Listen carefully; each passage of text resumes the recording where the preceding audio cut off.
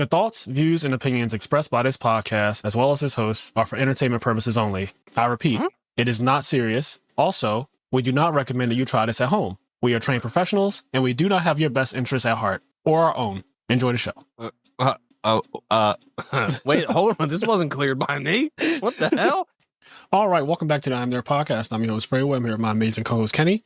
Yo. And today we are going to be picking back up where we left off with The Last of Us. So the season finale just aired this past weekend, episode 7, which is really unfortunate. As we said, I do not like that this season was shortened down to just 7 episodes. And while I did enjoy the season overall, I will say, now that I've seen the whole thing, I think the last episode brought it down for me a bit. It is a bit of a mess. So I definitely want to talk about that in this episode. I think the last episode was just kind of like a rant. Like there were things happening.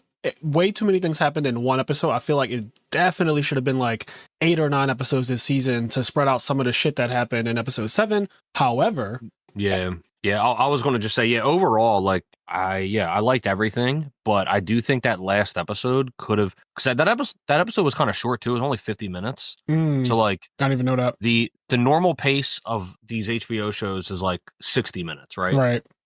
Most of the episodes this season, I think, were around 60 minutes. I think episode 3 or 4 was 45 minutes. Yeah, one of them you did mention that it was short as hell. Like one of the episodes earlier was short. And then the final episode was also like 50 minutes. And I think definitely a whole nother episode, an episode 8, to kind of pad out some of the stuff that happened in this episode. Because while the contents of everything that happened in the last episode, I liked all of it. Right. I do think it could have benefited from being stretched out a little bit more and allowing a bit more room to breathe on the things that did happen. So one whole extra episode, but even that 10 or 15 more minutes, final episode, if you gave it, instead of 60 minutes, if it was a 75-minute episode, that could have gave the episode enough room to breathe so that everything fits. But yeah, it was 10 minutes shorter than a normal episode. And then on top of that, it's 1 episode shorter than what we expected. Yep.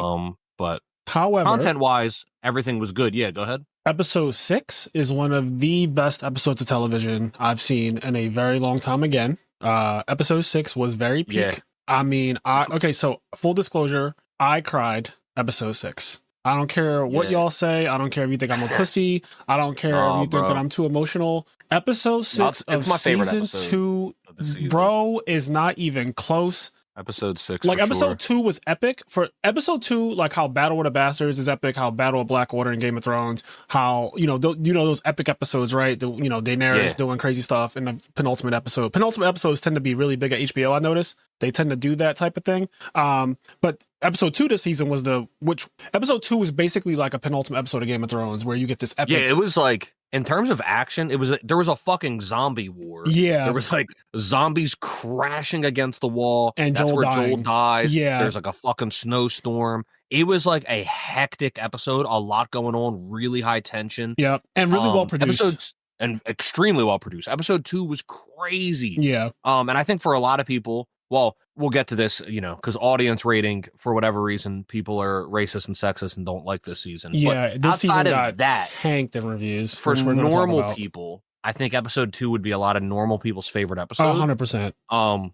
But episode 6 for me definitely is my favorite episode. So episode 6, I cried. That's where we stopped at. When we were talking about the last podcast, we only had seen episodes 1 through 5 at the time. But we didn't really talk about like 3, 4, and 5 in great detail. We mainly talked about episodes 1 and 2 because Joel's death deserves basically its own podcast, kind of, and the effects of that and what that meant, and like the consequences of his actions from season 1, all of that. And then we're still getting more of that. But like, I remember there was a point where Kenny said he brought up the fact that Joel had killed his therapist's husband. And she said, I hate you for that, but I know you had to do that. And we were both like, I'm not really sure if we know when did that happen? Yeah. Did we miss that? Is it something that we both weren't paying full attention to? But I feel like Kenny and I, we're both at the age now where like, when we watch a show, especially a drama, we give it our full attention because that's just how we're just in that mature stage where we don't watch shows with our phones in our hand the whole time. So I was surprised that both of us didn't catch like what happened with this woman's husband, but come to find out, you weren't supposed to know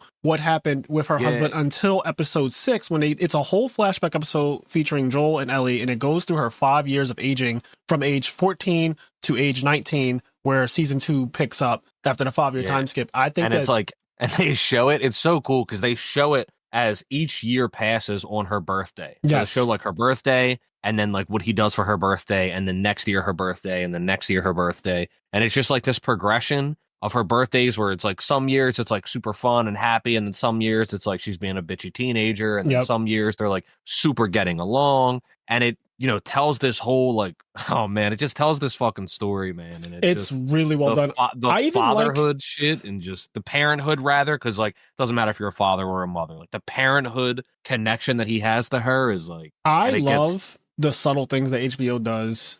Yeah. The way they tell stories. One of the things I liked was that without telling us the date of Ellie's birthday, I basically know that her birthday is around March or April, because every single time skip in episode 6 would say, 1 year later, 1 year later, 1 year later, until the final one that said 9 months later, and it happened to be New Year's, because his brother Tommy said, "I'll see you next year." Yeah. And so that, okay, the last every single time skip is on her birthday. So then you just count 9 months from New Year's, and you're like, oh, if you go 9 months back, that puts you in March, basically. Like from March to December 31st is, so see, her birthday is like March or April.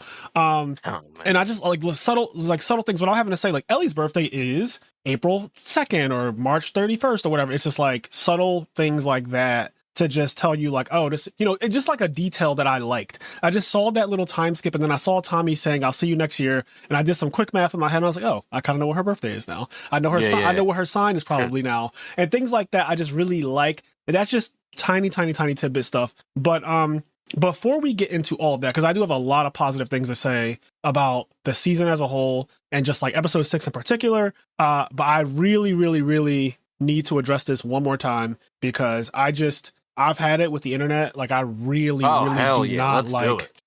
not like what's happening online with this show in terms of, and you know what? It's a bunch of bad apples who are really loud. Like the loud, honestly, they're a loud majority. They're not even a minority this time. Like they are a loud majority. Actually, it's because I don't know if it's the whole season as a whole or certain episodes, but the audience rating for this show is like under 50%. Yeah. It's like 47% or something. Like the critics rating, I think, is like 90, but the audience rating is under 50%. And for a show this well written and this well produced and that looks this good, for it to have an audience rating under 50% is a fucking tragedy. Like it is pure, like it can't be anything other than just like pure fucking bigotry. Like it's just, so it is bigotry, but there's also another complaint, and I kind of thought that they were all the same complaint, which was that Ellie's ugly and Ellie should never have been casted as Bella Ramsey and all that. I thought that was the main thing that was dragging the show down, because people are that petty. They review bombed The Little Mermaid. They review bombed basically every live action Disney thing that they've ever done,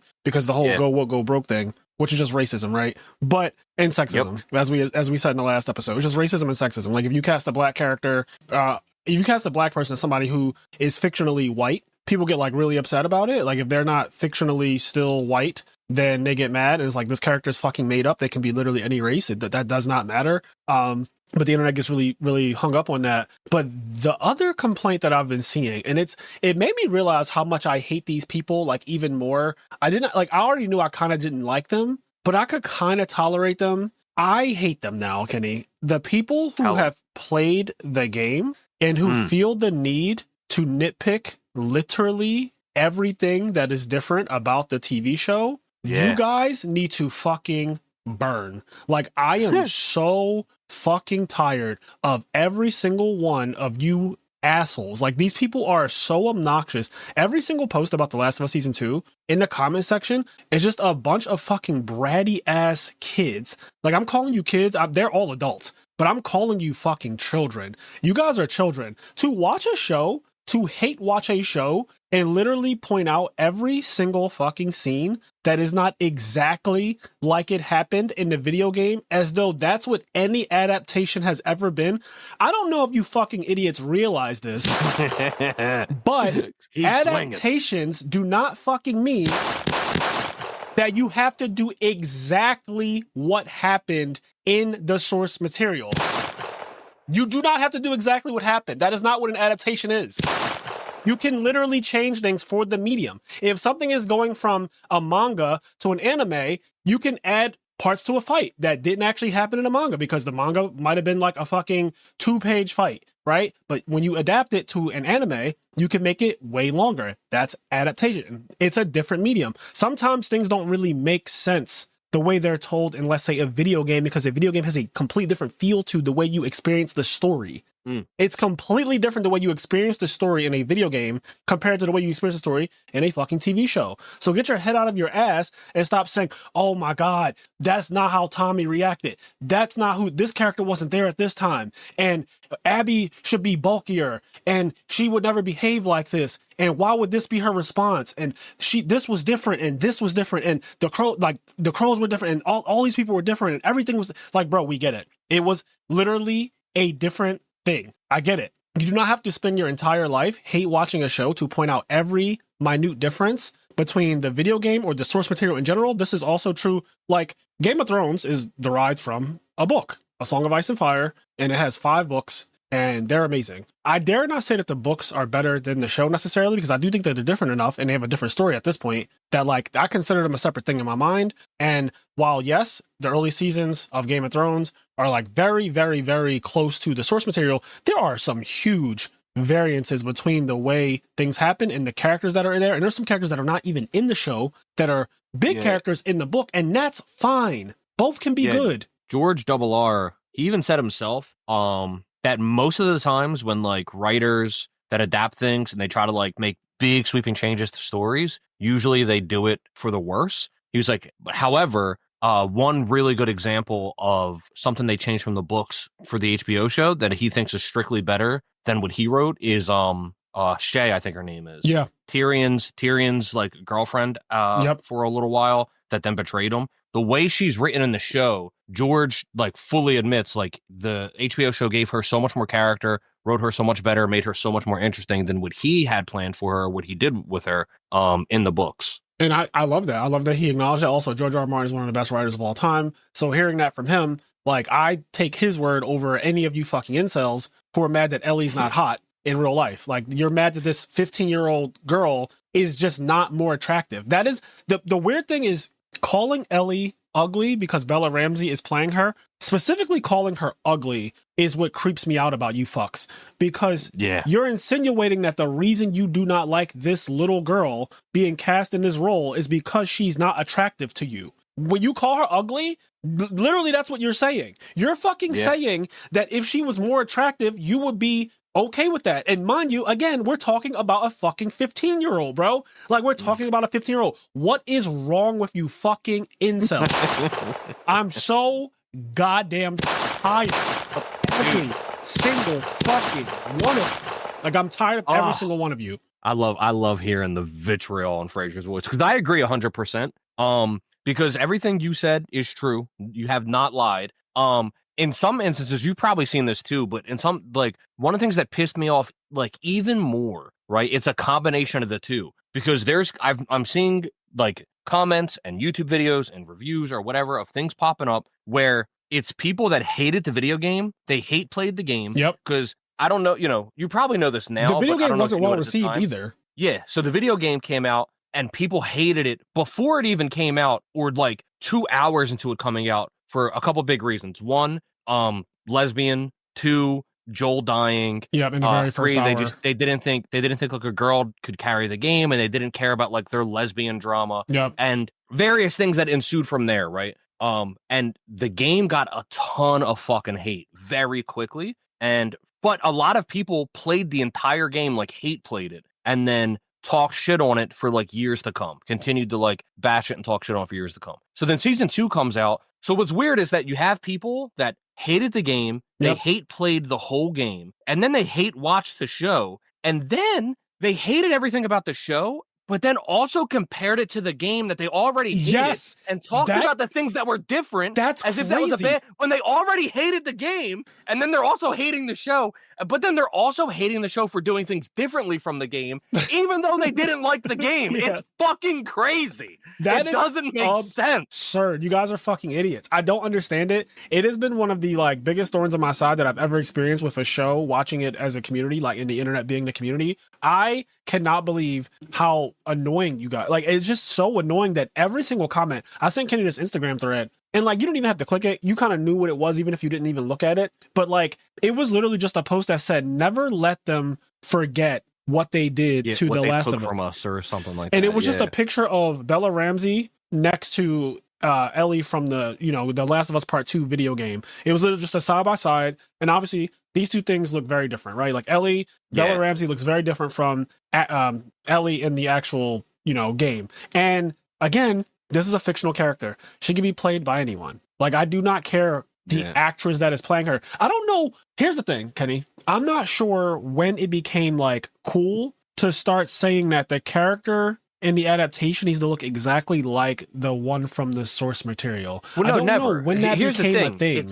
No, it was never a thing. It's only a thing when it benefits the agenda of some form of bigotry. Usually, I wrap this up in saying racism, but especially recently, like within the last couple of years, it's kind of expanded beyond racism to also include just homophobia and sexism and just all of that stuff, which is why I call it bigotry. Because here's the thing. Joel doesn't look anything like Joel. And Tommy doesn't look anything like Tommy. Tommy in the game has blonde hair. They're white Texas people. Like, they are not, forgive me, I don't know his exact race. Me either, but he's clearly not. Pedro Pascal is some white form of Latin. Yeah. Right? Like, but 100%. Everybody loves Pedro Pascal. Pedro Pascal is a beloved actor. Everybody loves him. Especially after Game of Thrones, after the amazing part he played in Game of Thrones. From there, he's been in numerous things, including Narcos. And he's a beloved actor right now. So the fact that they race changed, and he doesn't look like Joel from the game, but there's no complaints about that because everybody loves him. Yeah. That actor. There's no complaints about the actor that's playing Tommy because it fits with who they have playing Joel, and he's also just like done really well. And he doesn't have blonde hair or whatever. But the people already hated the game, and then people get very particular when it comes to women because like that thing comes up where they have to be attracted to you. Yeah. Like, yep. And you're exactly fucking right. And they're looking at this girl that they're not attracted to, even though she's portraying a 15-year-old, and they're like, that immediately like gives them a tick, and then they don't like the way she's portraying it, and then they don't like the game of Part 2 anyway, and then they don't like all the woke media shit, and it all centers around Ellie's character. Whereas like Last of Us Part 2, nobody hates it because of Joel's character, because everybody loves Joel and everybody loves Pedro Pascal. The hatred is centered on Ellie and her character, so then it just gets like maximized on that's all it is. It's literally just some form, because nobody cares if it doesn't look like the character or if it's not the race of the character. If it's being played by somebody, like if Denzel Washington plays somebody, nobody gives a fuck. Correct. If the guy was white or black or Mexican or ginger, nobody cares because it's Denzel Washington. But like if just insert a black actor that most people don't like and they play a character and they race change a character or don't know, then it's a big thing. You know what I mean? Everybody will like hate it. But also race change a character that was black into like white, and you're not going to hear the vitriol. Yeah, because Hermione Granger from Harry Potter in the source material is black. That's just the thing. Hermione is a fucking... I never read the books. Yeah, well, Hermione's black in the books. And this was a big Twitter thing a couple years ago, like in the last decade. I don't remember exactly when, but in the last decade, it was kind of confirmed by like J.K. Rowling also. Yeah. That like, yes, Hermione is black, and, everyone in the fucking movies is white. But no one complained that Hermione wasn't an accurate representation of the way she was described as having hair like a black girl, having skin like a black girl, all these other things. Like, Harry fully fell in love with a black woman, and like, that's fine. Like, it's not, it's not a big deal. Like, Ron Weasley, again, also fell in love with same girl. Like, there's this thing, people don't care when it goes from, oh, this character was described as being black and they just end up being white. Same thing is true with the Bible. Like, people have no problem seeing white Jesus all around, but he's described as being a fucking black guy. Like, he's just described in the Bible as not being white. Like, I don't know what white person has hair like wool and skin the color of copper. Like, I just have never seen a white person that you can give those features to. Like, this motherfucker was not white. He's also like the area that he was born and grew up in. White people just don't. They're not like fucking intrinsically from there. Like I don't know, they're not indigenous to that place. Nah, they're from everywhere. It's just so White insane. people Like are from the fucking sun everywhere. is just beating down, and you want me to believe this portrait of this white ass man is actually like that's the Jesus that you think he looked like coming from That's Jesus. fucking Egypt and shit. Like, oh, it's so annoying. Like Jesus of Nazareth is not like, I don't know what to tell you. He's just not a pale white guy that's in like every portrait of Jesus you've ever seen. Like people only have a problem with it when it goes from being white to either apparently ugly now is an issue. Like this is a big problem now. Like the 15-year-old isn't hot, and so they're mad about I just that. want to also clarify. She's like a person. Like Bella Ramsey. It's just like I don't think she's like a fucking ghoul. Yeah, like, people are going crazy on like attacking this woman for being ugly. Like it's insane. I've never looked at Bella Ramsey in Game of Thrones when she was even younger, or in The Last of Us, where she is still a very young girl from season 1 and now season 2, which is like 3 years later. I've never once like looked at her, and you know, I'm gay, so I get it. I'm not exactly looking at women to be attracted to them, especially children. Yeah. But and I'm going to keep driving that point home. I'm on you motherfuckers back because I fucking hate y'all. I hate all you pedos. You guys are fucking secret pedos to me. Every single one of you has a problem with her not being attractive to you. But like, I've never looked at her and said to myself, this little fucking girl is ugly. Like that never crossed my mind because I genuinely think that she just isn't ugly. I genuinely think that. So, I'm not even trying to do the whole thing where like you see beauty in everybody and beauty is an eye of the beholder. No. I know what an ugly girl looks like, and I genuinely do not think Bella Ramsey is ugly. I'm sorry. I just don't. I'm not buying it. I'm not rolling with it. My thing is that like I've also, and I'm a fucking pervert, blah blah blah. Oh yeah, you love women. Like adult women. Yeah, but she like, first of all, she at least, I mean, I don't know how old she is, but at the very least in the show, she portrays like, I don't know if she's older than 18 or whatever, but I know in season 1 they do an amazing job. Whether or not she's younger or older, I don't know, but she looks like a kid. She does. Okay? They infantilize the fuck out of her. The way she looks, the way she's presented is like a child. So even if, and this is another thing that gets creepy to me, if someone is playing an underage person and you start talking about how hot you think they are and all this other weird shit, like, and they are blatantly being presented as an underage person in that medium. So like in Game of Thrones, Bella Ramsey was obviously an actual child at the time. Years have passed. She was really young. She was really young. Years have passed. She's now playing in The Last of Us. And despite whatever her age is in real life, she is presented, especially in season 1, as a young teenage girl who is just getting her period. Like that's how young she is. Like it's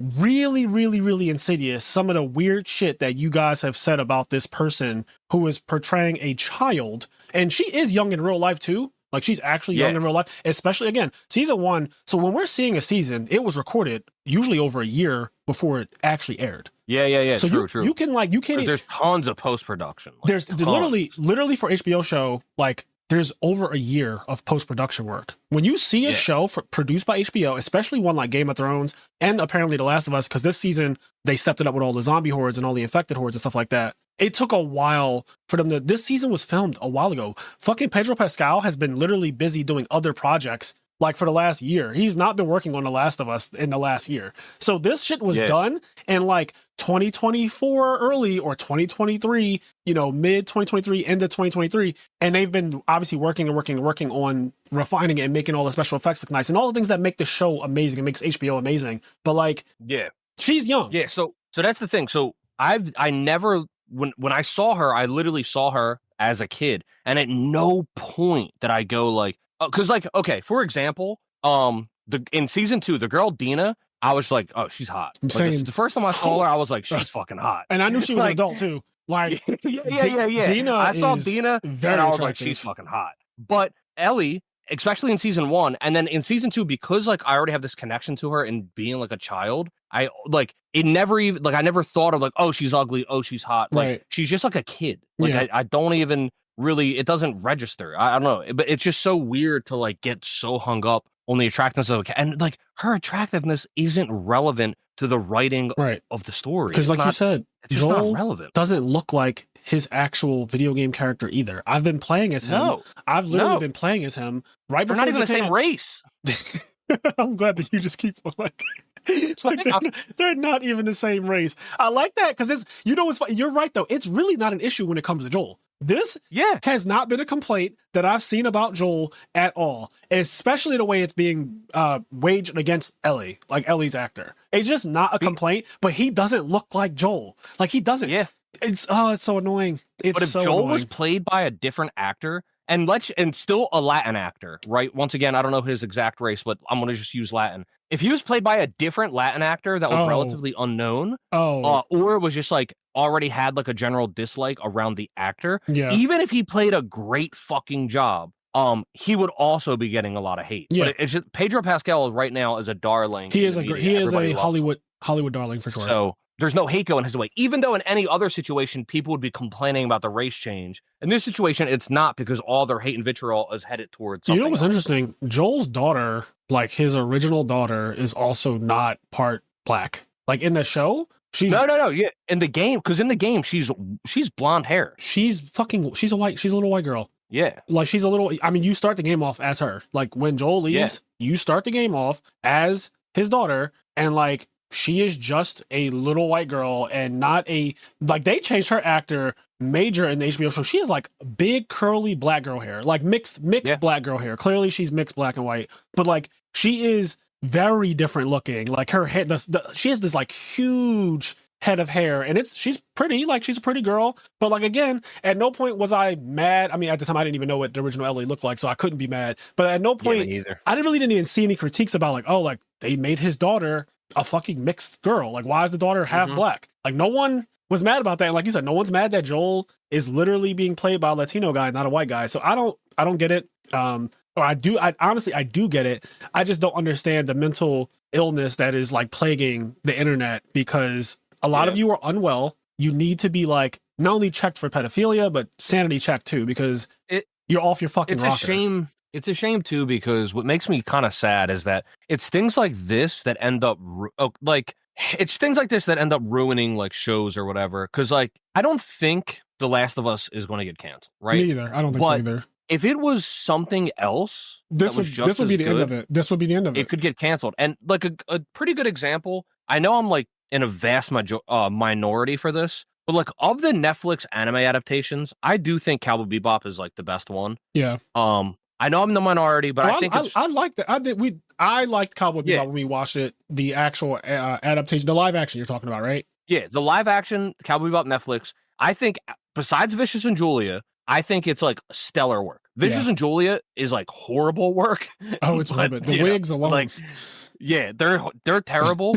But the stuff with like Spike and Jet, I thought was like done really, really well. I think it's a lot better than like the Last Airbender Netflix show, for example. Yeah. But the Last Airbender Netflix show is going to get a sequel, a season 2, because it was well received. Whereas the Cowboy Bebop one was like completely flamed and destroyed before episode 1 even came out. Yep. So it never had a chance to get a season 2. So my point is that like there's a chance that Last of Us, I don't think it will, but there's a chance that like this influences the budget that it gets going forward. And stuff like that really is frustrating, because it's got really good writing. Just to like make a quick point away from like the critiques, but it's part of the critiques in going forward in like episode 6 is fucking amazing, right? And I just want to bring up this one point to like jump ahead, because it relates back to the critique. All of episode 6 is amazing. It opens up with like their dad and all this other stuff. Oh my gosh. And the way the dad is like kind of tearing up and telling his son, like he tells his son a story about how his dad like beat the shit out of him, bloodied his face, broke his jaw was wired shut and everything like that. And then he explained to him that like, look, like I never did that to you. And like, I know I've done some bad stuff, but I'm doing a little bit better than my dad. Yep. And like, hopefully just a little bit better. Like I'm hitting you, but I'm not breaking your jaw like my dad broke my jaw. Yeah. And he's like, hopefully like when it's your turn, you'll do a little bit better than me. And it was like this really fucking emotional moment. And it was just like, it was really good. And then so all this happens, and you see Joel, and like we know Joel lost his original daughter, and you see him have this whole fatherhood thing across the birthdays with Ellie. When it gets to the point when he essentially repeats that to Ellie, because he tells her like, I love you in a way that you'll never understand, like because that's his daughter essentially. And when he says to her like all the stuff happens, we'll talk more in detail about it because it deserves like an actual detail talk. But when he eventually tells her like, hopefully you do a little bit better than me, what that did for me instantly is it had a full circle moment to when Ellie was like really excited about the idea of her being a dad. Yeah. And the internet memed her and memed the writing and said it was horrible writing about her saying like, I'm going to be a dad and all this other shit, saying it was shitty. But a couple episodes, and I didn't think it was shitty to begin with, but a couple episodes later, it becomes a full circle moment, at least for me, that like part of the reason why she has an excitement to take on like a father role is due to her relationship with Joel and due to that last conversation that we weren't privy to that she had with Joel. And it's just like there's writing, and that's really good. And then when you give it time, it shows you that it's even good in other ways because it like, you know, etc. I don't know. It's just frustrating because things like that, the whole internet flame. One second, the whole internet flames it, and then a couple episodes later, the writing's even better, and it calls back to something the internet flamed. And I just say all that to say it's frustrating because like I really don't want this show or shows like this to get influenced by like the incel internet and to lose its budget or get canceled or whatever. People don't know when they have a good thing, and it's unfortunate because they will crash and burn a good thing without realizing, oh God, there aren't that many shows on TV that are this high quality. We do not get this level of production, this level of care and everything. Like, I get it. It is not a one-to-one adaptation of your video game that you hated. Like, it's not. They change things. They change things from the video game that you hated, and you hate. That's what's awesome, because usually it's not one-to-one to the thing that you loved. But like they're complaining that it's not one-to-one to the thing that they hated. Like, I don't understand. Like I was saying, you were making a good point about the dad thing, and I actually saw the clip. Like, there's a clip going around on Instagram, and it's probably on everything. No, it's probably a reel. It's probably a short. It's probably a TikTok. But I saw it on Instagram literally yesterday. I was scrolling, and it kind of does an out of context thing that I'm realizing the media is just so evil the way it can do things like that. So it takes that scene where Dina lets her know that she's pregnant, and then Ellie has, you know, she's like, so I'm going to be a father? I'm going to be a dad? And it cuts it literally right there. Like, the second she says that, it cuts the scene. When I watch that episode in its entirety, and when I consider who Ellie's character has always been since the first time you ever see her in episode 1 of season 1, she is a sarcastic, bratty, really, really obnoxious girl. That is who she always has been. She was introduced as a fucking brat and very sarcastic. When Marlene walks in and says, count to 10, put out your hand and count to 10. And she starts doing, she's like, slowly, 1, 2, 3. Like, the way she does everything is like really, really obnoxious. She's always sarcastic, and she says things in like a jokey way. Even when they have that little conversation when she's walking in the forest and Joel thinks that she likes Jesse, and he's like, I don't want you to get pregnant. And she was like, oh, I promise you, you're so wrong in the way but we know that it's because she's a lesbian. He doesn't know that. But the way she says she even does like a thing. Yeah, she bets him. She's like, okay, if I don't get pregnant, you do this. And it's like, it's a bet she can't lose. It's a bet she literally cannot. She will never get pregnant. Like, she's so not attracted to men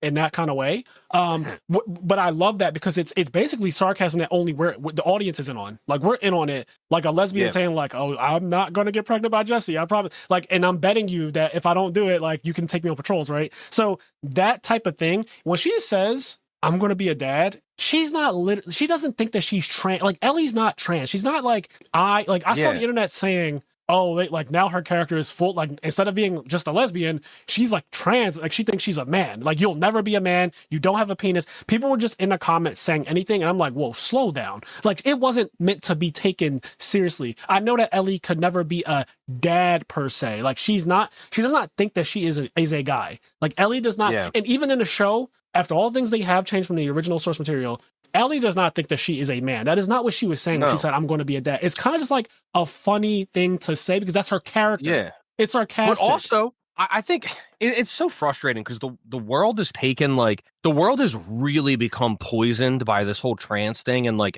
everything, like, people just, the whole like trans hatred is crazy, right? Yeah.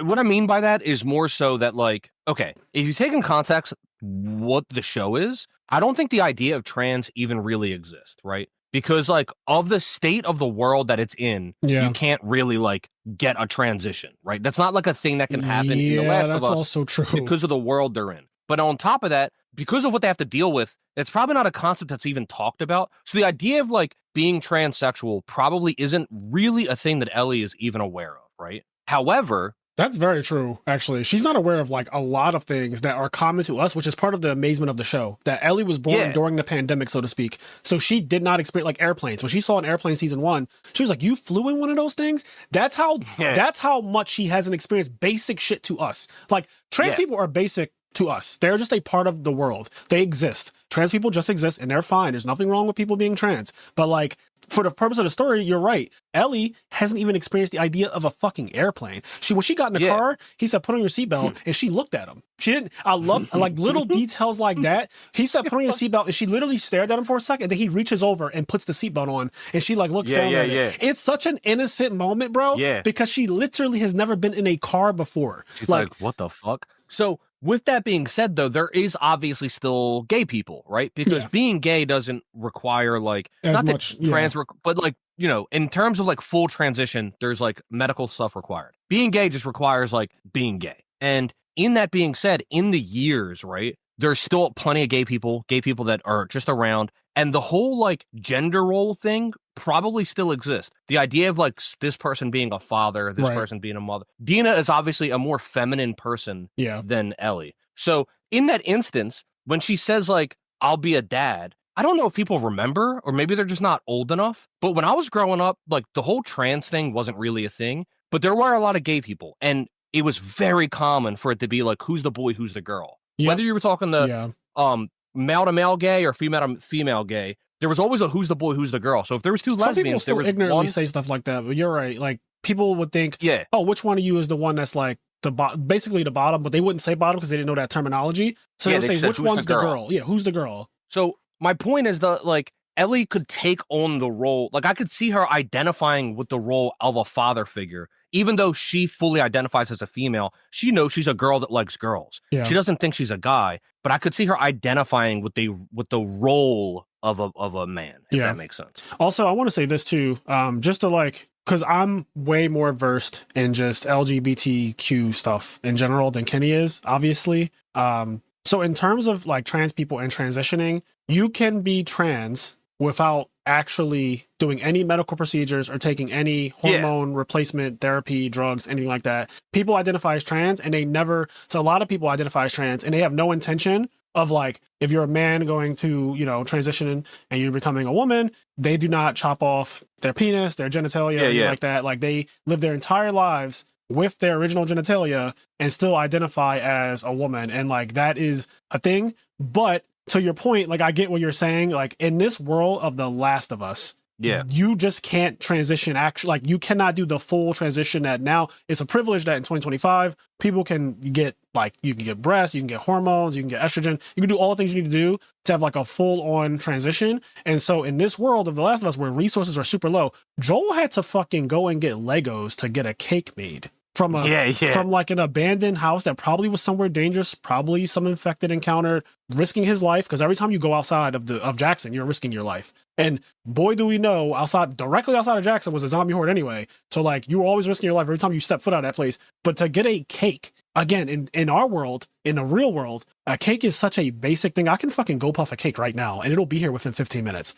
And I could choose, I could have it something written on it that'll be spelled correctly and everything. In that world, getting a fucking cake made with the right spelling of a birthday name, like it is so ridiculous that you have to like beg for it and say, "Yo, I need it by tomorrow." Like it can't. It's a whole thing that they made a whole scene about Joel basically having to do a special favor to get something as basic as a fucking birthday cake made. That's just the difference of the world. So transitioning is like a monumental thing in that world. If you were ever to do it like the full on transition. But yes, trans people, even without physically transitioning, there are still trans people that exist, and there's a high chance that Ellie just has not ever seen one or even knew about one because of when the outbreak happened and how much advancements in technology have happened since, I forget when the outbreak happens in the show, like 2003 or something. Yeah, something like that. I think it's 2003 because I think they line it up with when the show came out. Like when the show came out in real life, because I think the show came out in 2023. I think you're right. Yeah, and like 20 years later, exactly. That's exactly what I was getting to. I think the show does a 20-year time skip, and then it ends up in our current time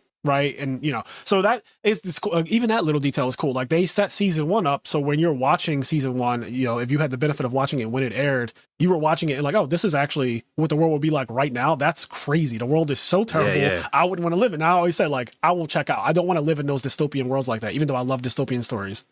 I actually would love. I know it's horrible, but like seeing, I would love to like walk around. Something I had like a realization is like the word ruins, right? Last of Us made me realize something, that like ruins, when you think of ruins, you think of like an old society, like a grand like building that's like in ruins, right? Yeah. And that's all like ruins are. It's something that is in ruins. It's kind of interesting to see like modern ruins, like all of these cities, they are ruins. Like 3,000 years from after The Last of Us, they could look at those and like, these are the ruins of New York. And like, there'll be like certain things. It's just really fucking interesting, the idea of modern ruins. Because when you say ruins, you have an idea of what that looks like in your head. But even outside of Last of Us, real life, like 3,000 years from now, if humans are still here, there's going to be places that are like ruins, that are like buildings that are like collapsed on themselves, but like they're still there. And like those are going to be considered ruins. I don't know. I just thought it was really interesting, and I'd love to like walk around in a fucking one of those cities. But I get what you mean, because crazy. Even the theater that most of season 2 takes place in as like their base or whatever, like there's an auditorium in there and everything. Yeah, in that building, and that is ruins. Like that place is in absolute shambles. It has a dressing room that they, when Ellie got back or whatever, and she talked to Dina about what Joel actually did, and she told her the truth because Dina didn't know. That takes place in like a dressing room of a a theater for people who are going to go on stage and perform. But like they were in the dressing room when that happened, and it's just really cool that is ruins as well. Like that is definitely considered ruins. So I want to get into episode 6 because you already started us off with the beginning of it, which I thought was a fantastic thing. Seeing any kind of character development at all in shows like this does so much for it. I want to say, a lot of people who watch TV shows just don't have the capacity to like, what's the word I'm looking for? They don't have the capacity to pay attention to something as long as The Last of Us, a show like The Last of Us requires. My coworkers were literally complaining that like it was just so slow and I wasn't able to like fully get into it. I just needed like get to the meat and potatoes. Like they spent so much time. And I was thinking, what's crazy to me is like, that's the meat and potatoes. Yeah. Like to me, that was the meat and potatoes. Like but I'm realizing that a lot of people just want to see infected hordes attack places and people shooting and running from them. They want they want the Walking Dead. Like they want like season 7 Walking Dead. Yeah. It's really unfortunate. When I heard that, I actually got like slightly annoyed. And I started like defending the show, and then I just stopped because I realized that I'm not going to get through to these people really. Like they had all the complaints that the internet had. They were basically just saying like, oh, like I don't understand what's happening. And like they spent a lot of time on the girl stuff, which I don't think was necessary. And I'm like, but the character is gay. Like you don't get mad at love stories. You don't get mad at love stories when they feature straight people. I've never once heard anyone complain about a love story for 2 straight people in anything. So it's crazy to me. Something else. Like, go ahead, Kenny. Not much of the show has anything to do with lesbian. It really doesn't. It's like 2 people that happen to be gay. One's bi, I guess. It's a bi girl and a lesbian girl. The way people talk about it as if half of the show is them being gay. What's the agenda? And doing lesbian shit. They literally, it's not that much of the show. Like, it really isn't. If you put it all together, it's maybe fucking 15 minutes. It really like, is. It's not that much of the show of them, like, being gay. Yeah. Like, they're just people that happen to be gay. And so when you see them, you're like, oh, here's these gay people gaying it up. But they're just, like, walking around shooting people. And people, I don't know, people are like, but they're both gay, so it's gay. Like, I don't fucking get it. But there's not that much story dedicated to them being gay. Like, I don't know. I don't feel they spent that much time on it. No one complains about a storyline that features just 2 straight people who happen to fall in love with each other and have these like sappy moments where one's playing a guitar. Like if a guy was playing guitar to a girl and serenading her, no one would be mad. But when Ellie does it, it's like, oh my God. Example? World War III. Perfect example. And by the way, I love both of these characters, and because I think they're both well written. But Glenn and Maggie, right? Yeah. From The Walking Dead. Everybody loves Glenn. Yeah. Everybody loves Maggie. Yeah. They're 2 people that randomly fell in love in a zombie apocalypse, and there's time spent developing their relationship and their love. But in general, there's no complaints around that relationship. No, everybody just loves it. But if one of them was a boy or one of the other ones was a girl, if it was gay, people would be happy what Negan did. All right. Yo, that's so true. Like I was waiting for him to get what was coming to him. Yeah. You're absolutely right. It's crazy. So my coworkers were just being like, oh, like one of them say like, oh, I really couldn't get into it after episode 2. Like I started watching episode 3 and I just never went back to it. Just stuff like that. And like, oh, I heard they changed this. One of them was like, I haven't even seen season 2 yet, but I heard they changed things like this from the game. And he had his phone out and he was just like showing like certain things from. That's how I ended up basically. That's one of the ways I ended up hearing about the scene of her saying I'm going to be a dad. And he was like, oh, I just thought it was kind of wild that like she would say that. And I'm like, oh my god, like you didn't watch it. You didn't see the buildup. No, he didn't. Oh my god, I'm sorry. And not that taking so the much character into consideration either. Again, Ellie is a sarcastic person. That's her nature. By nature, listen to every conversation she's ever had with Joel. She always has a quip in every single, no matter how serious things are. Her favorite thing in the world is a fucking pun book. Those corny ass puns that she loves doing. Those corny ass puns. Like that's one of her favorite things in the world. This is the kind of person she is. Also, once again, I'm sorry how much of this is complaining about complaints, but what you just said annoyed me so much because I think I talked about this before and I won't spend that much time on it. But when FF7 Remake came out, there was the whole internet that was destroying the game and hated the game because of like changes they made to the story. And at the time, Ant was streaming it. I was there at the stream. There was a ton of people complaining about the writing and the whispers and all the different changes they made to the story and what it was leading up to. Right. And people just essentially saying it was shitty, it was bad, etc. I can't believe they did this. And then I was like, hey, the game just came out. Like, did you beat it already? No, the script got leaked. I read the entire script of the game. I was like, so you're basing it off of reading the script without actually experiencing the story and how it's delivered and how it all comes together? Precisely. Yeah. Hey, by the way, did you play original FF7? No, I watched a YouTube video about it. So you're mad that they changed things about a game you didn't play. Yep. And you didn't experience the new version of the game. You read a leaked script. Are you serious? And I hate that people do, and they think like, oh, I watched a YouTube video on it. I know what I'm talking about. Like, no, you don't. You're an idiot. Yeah, I don't like that. It happens with a lot of things. I make sure that I don't fall into those traps. When I told you that I had been seeing, I don't know if you remember this, it was like a brief mention, but I didn't really allude to what type of review or what type of thing I saw. I mentioned Tears of the Kingdom before I started playing Ocarina of Time, and I got into that Zelda itch randomly. And I said I had come across a video that was talking about Tears of the Kingdom, but I didn't say how it was talking about Tears of the Kingdom. Yeah. It was trashing Tears of the Kingdom. Yeah. And I had watched it, and instead of like being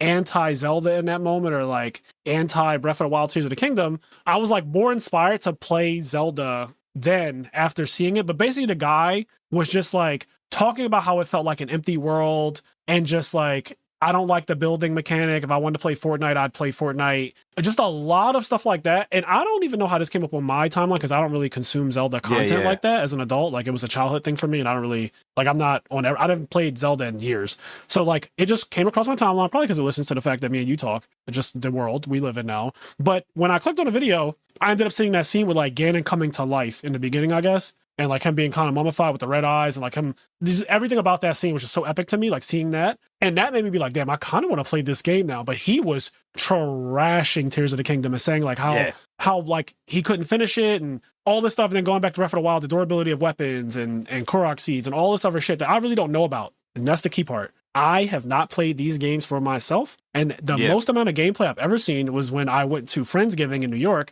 and like you guys loaded it up on the TV for like 20 minutes max. And I saw like some portion of the gameplay, but I've never played either of the two newest Zelda games. Yep. I will not form my opinion on them based on what the internet, and I don't know if this guy's in the minority, the majority, I have no idea. I don't care. But I'm not going to form my entire opinion about those games and say I'll never play them or I don't like them without ever having played them myself, because it's crazy. Is fucking crazy. And you're right. When Final Fantasy VII Remake came out, before it even actually came out, people were saying, oh, but they changed this, they changed that. And it's like, you haven't even played the game yet. You don't know if narratively things make sense that they've changed. Like everything does not need to be a one-to-one. And some things that happened in the original Final Fantasy VII are so cartoony that they don't translate well when you actually do high fidelity graphics like they did. Like when you or they translated them in a way that's just as cartoony, but in a way that makes sense. Like, for example, the whole Honeybee Inn segment. Yeah. That is a really weird segment in the original game. Yes. And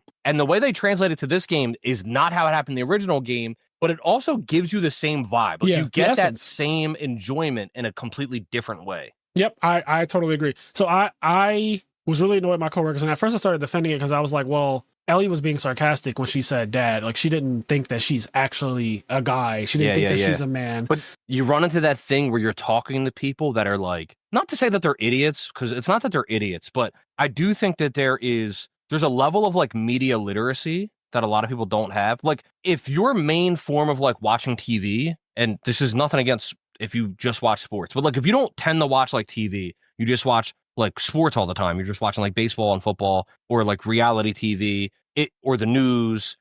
If your basis of like TV and entertainment is like reality stuff, you don't really have the basis or understanding or like the patience for a story. Yeah. And I'm saying this to somebody who's witnessed it and had these conversations with many, many people. It's just a different track. It's not that they're actually idiots. It's not that they're actually stupid, but it's that their brain and their patience and like what their mind is trained to be entertained by is just like different. And so when you have something that's like slow paced or whatever, like a show that's like taking its time to build up, like say Free Ren, if you're used to seeing JJK, I was gonna say just use Solo Leveling, because those. So if you're used to seeing Solo Leveling, where Solo Leveling is like right off the bat, blood, gore, people losing their lives, death, action.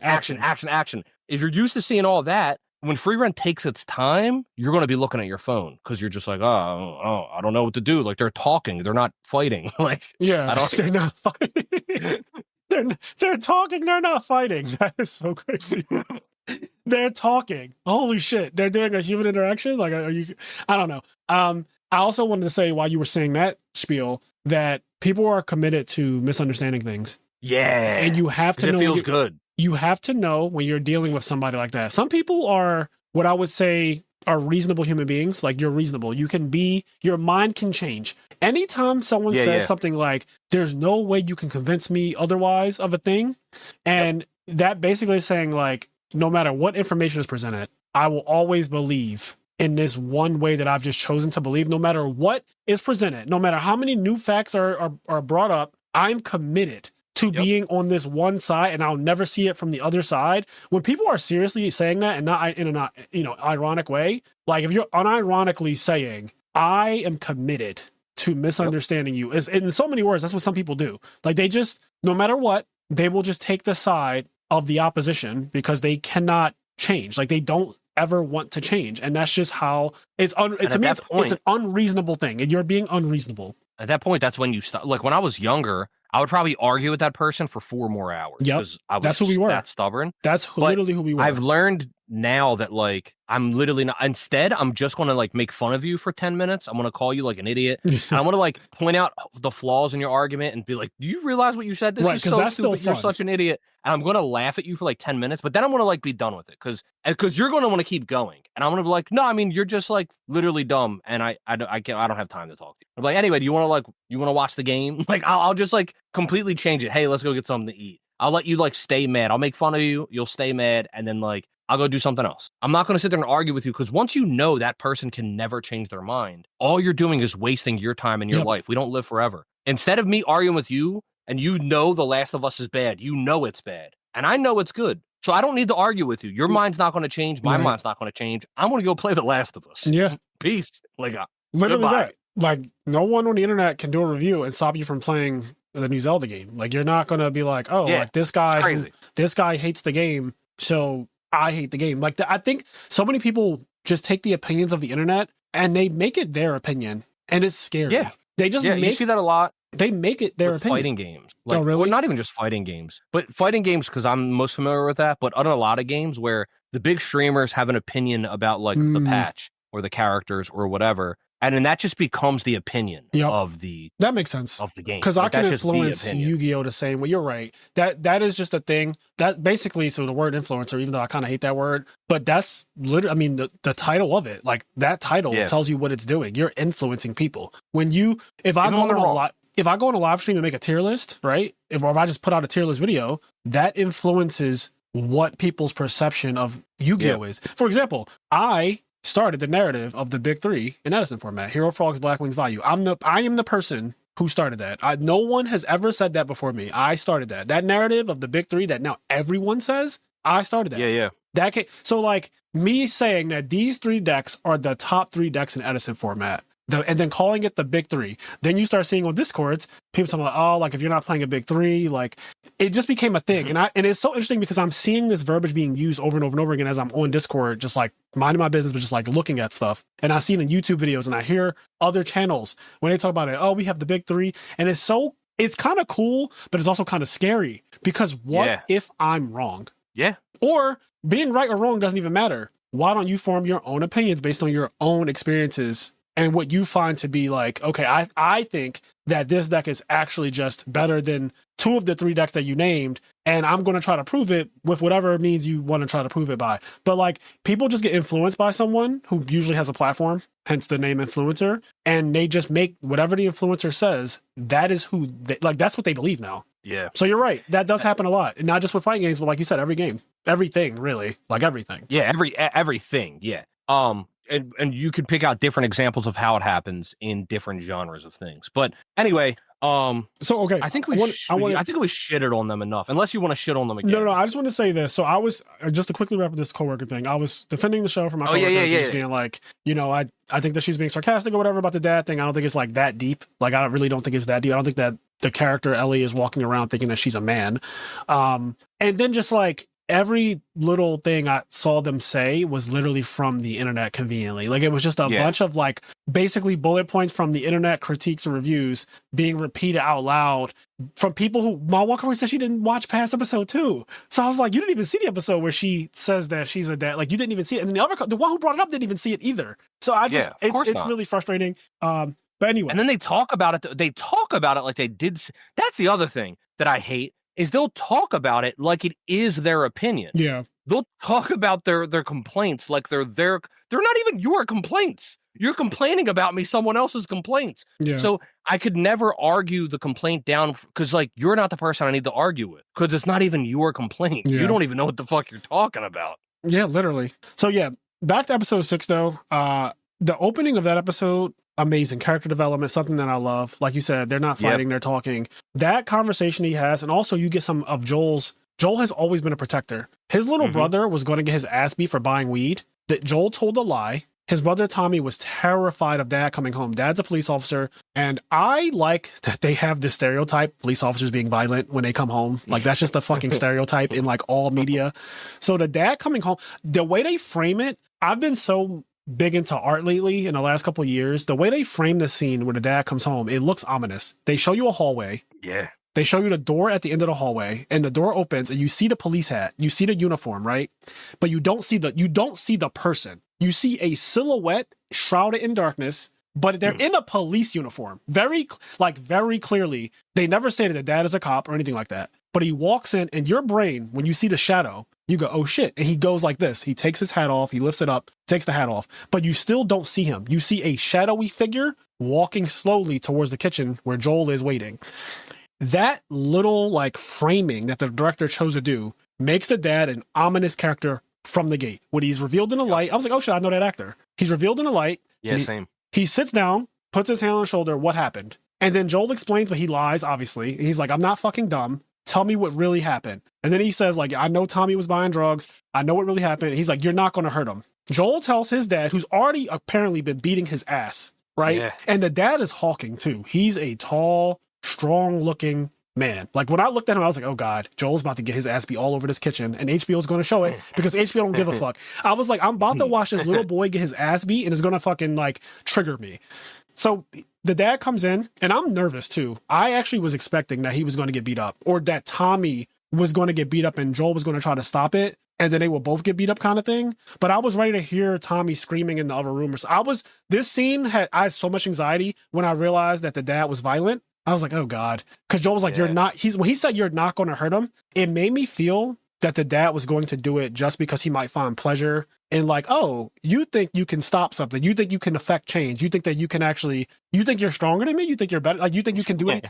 You have no agency in this. I'm stronger than you. I'm older than you. I'm bigger than you. Like I can kill both of y'all right now. So I thought that it was going to be one of those really vicious, like HBO moments, which are also just real life, right? People, kids get beat all the time or whatever. Anyway, I know I'm like harking on this for a while, but the framing of the scene I thought was so well done. And the conversation, incredible. The conversation was so well done. But Joel to the point, has always been a protector, and he's protecting his brother Tommy, which I love, because even in season 1, he's so concerned about the fact that he hasn't heard from Tommy in a while. Like from the get-go. He's just so concerned about, like, I haven't heard from him. Do you know where he is? I'm going to go out and look for him. Like, that's the type of energy that Joel has for his little brother. That'll always be his little brother. And I just love that you see that in I don't even know how long the opening was. Let's say it was like 4 minutes. That opening was just, you got so much of his character in a completely different actor and as a child and everything. I thought it was great. And then the dad saying that line, I hope you do a little bit better than me. And then he doesn't beat them. He doesn't physically harm. He actually cracks open a beer with him. Yeah. And I kind of like that too. It was that scene, that first scene, it really hit me hard. Like really, really hit me hard, man. Cause like, I 100% know where everybody in that scene is coming from. Yeah. I know where Tom your dad is a from. police officer. Me and you both have dads who were more of authoritarian type. So they're like that guy. Like I was born where when I did something bad, I didn't get put on punishment. I didn't get my video games taken away. I got my ass beat. Like, that's the generation that I grew up in. And the thing is, like, I don't know, it was super emotional for me. It meant a lot to me. It was just good writing. It's real writing. Yeah. Because, like, I fully, and especially now when being older as I am, I fully understand where the dad's coming from. And that, like, I also understand where, like, my dad was coming from. And although I never met Frazier's dad, I understand where, like, his dad was coming from. And that, like, sure, my dad, like, tuned me up every now and then, right? Yeah. But he never, just to make it clear, my dad never came home drunk and just beat me to beat. Yep. That never happened. That never ever happened. Every time I got beat, I did something. 100%. Like I was a bad kid. Like I did something wrong and I got beat. Whether or not that justifies it, but whether or not the volume of the beating, wrong. But it wasn't like the stereotype of like dad comes home drunk, beats you. That is never what happened. That never was the thing. But the point I'm also getting to is that like I had also heard stories from my dad about the way his dad beat him. Yep. And it's like way worse, right? Same, actually. And it's interesting because like my grandpa was a Marine. I'll just leave it there. And so like I understand, and I know my grandfather and I know my dad, and I know how much my dad actually cares about me and about his family and how much, blah, blah, blah.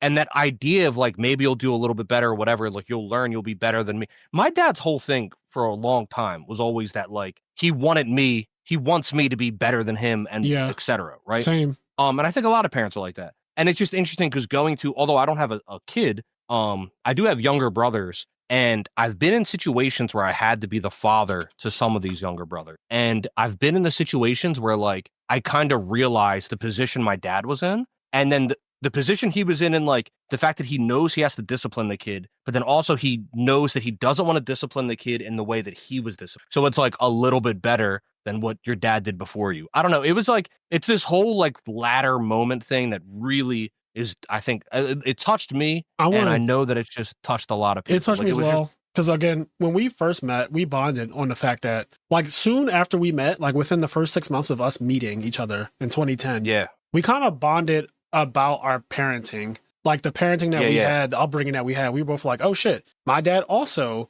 will like beat my ass when I did things wrong, and like this is what happened. So I would always say, especially like we basically had the same parents. My mom and your mom both look really young for their age. They both still liked going out and having fun and stuff like that. We just have a very similar, like you live with a younger sister, like same thing. I lived with a younger sister for a while. So like we just had a very, very, very similar upbringing, and our dads are, like I said, authoritarian type. Speaking of my dad, I'll never forget. So you were saying like, your dad loves you. And like, despite the fact that yes, like they physically would, like corporal punishment was their thing. Like they will not hold back on beating their child. But I know my dad loves me and always has, because certain little things. This is just like one story is, I'll never forget, some kids were messing with me, and oh man, my dad like was like, oh, like who was messing with you? And I was like, oh, it was like these older kids. He's like, oh, older kids, where are they at? And I was like, they're like 2 blocks down the street or whatever like that. And he was like, tell me more. And as I'm saying this, I noticed that he's getting up and he's going towards something in the corner of the dining room. And he's like rifling through something. And then he grabs an object and tucks it in his pants. And he's like, you said, how many of them was it? And like my heart's starting to race because I'm realizing what he's doing. My dad is getting his gun. And my dad and me walk down the street 2 blocks to talk to these older kids. Yeah. were fucking with me. And like the gun never got pulled out or anything like that on the kids. But he was ready to do whatever when it came to me. And he was on go and I honestly ready to throw his whole life away and what they called today, crash out. My dad was ready. Crash the fuck out. My dad was ready to absolutely crash out about me. That's how, like, I'll never forget that moment because I was scared. And I'll never forget my grandmother, who was also living in the house. She was like, my dad's name is also Frazier. And she was like, Frazier, don't do this. And he literally said, Mom, get off me. And we walked to this neighborhood and confronted these kids. And they never, ever, ever for the rest of my life, no matter how many times I walked past them on their street to get the Save-A-Lot or ShopRite, because that's why I was even, like, I used to walk from my grandma used to send me to the store all the time to get like stuff like, hey, can you go we're running out of like this. Can you go get this from ShopRite or Save-A-Lot or whatever? And I would just take the walk with like my friends. But I would walk past this one block all the time. And eventually, like, I guess for familiarity, the kids just thought like, oh, we can just start fucking with them because we see them all the time. And I was like, I'm not changing my route. I'm walking this way every time. This is the shortest route. This is the route I've always been walking. Now y'all want to start fucking with us. After that happened, those kids never said anything ever again to me in life. I don't know exactly all the things that my dad said to them because he definitely did pull one of them over to the side. But just to like, you know, that is how you know, in a weird way, right? Fathers have a different way of showing love than like a mother does. Just, it is what it is. But my dad it's so funny. Yeah. It's so funny because like me and Frazier have said, we've told a lot of stories, and it's funny because like with each story told, it really is true that we have the same parents. Because like I want to tell a mega abridged version, but literally the same thing happened to me. And that like I was outside with my basketball, and these group of kids came by. They like, it was like, I don't remember, I think it was like 5 of them, but they just like grabbed my ball, like pushed me, and then they're like, oh, this is my ball now, and then like, they just walked away, and like I was like, give me my ball back, whatever, and then like they didn't fucking care. There was nothing I could do. There was like 5 of them, and I just like walked home sad. It wasn't that far away from my house, right? It was like around the corner. So I just like walked home sad, went in the house, and my dad knew, because my dad is like super aware of everything. Yeah, he's perceptive as fuck. He's very perceptive. Probably because he's been a cop for so long. But there's things that he pays attention to, even if you don't realize he's paying attention to it. So when I came in, he was like, "Where's your ball?" And I was like, "Oh, like instantly, like frame one, instantly." Yeah. He was like, "Where's your ball?" That's crazy. I was like, "Oh, and I was like kind of scared and like sad or what. I was like, "Oh, like some kids like took it." He's like, "What do you mean some kids took your ball?" And I was like, "Yeah," and I told him the story. He was like, "Oh, show me where it's at." And he comes out. I get in the car. We drive around the corner. The kids are there, like on the block playing with the ball, and he's like, "Stay in the car." And he just like gets out of the car. Yep. Some time passes. He comes back in the car with my ball, and he's like, "They're not going to mess with you anymore." And we went home. Like, yeah, like you'll never know what was said to those kids or the threats that were levied against them, but you know that your dad said some shit, and those kids never mess with you again, and you got your ball back. And that's exactly basically what happened with me and my dad as well. I just know. I just remember seeing my dad go and get his gun, and I was like very, very, very nervous that what was about to happen. So yeah, and also wanting your child to be like better than you is definitely a thing as well. My dad would do certain things, and he would always say like, "You don't do this," you know, like, I don't want to see you doing this. This like, do not do as I do as I say. Which when you're a kid, you're kind of annoyed by it because you kind of look up to your parents no matter what kind of person they are. You just look up to them naturally, like for a while anyway. And so you kind of want to be like them in some way. Yeah. Especially like I think a little boy to his dad. Usually you see your dad as a superhero. I definitely saw my dad as a superhero. I thought he was unbeatable. I thought he was like this amazing, like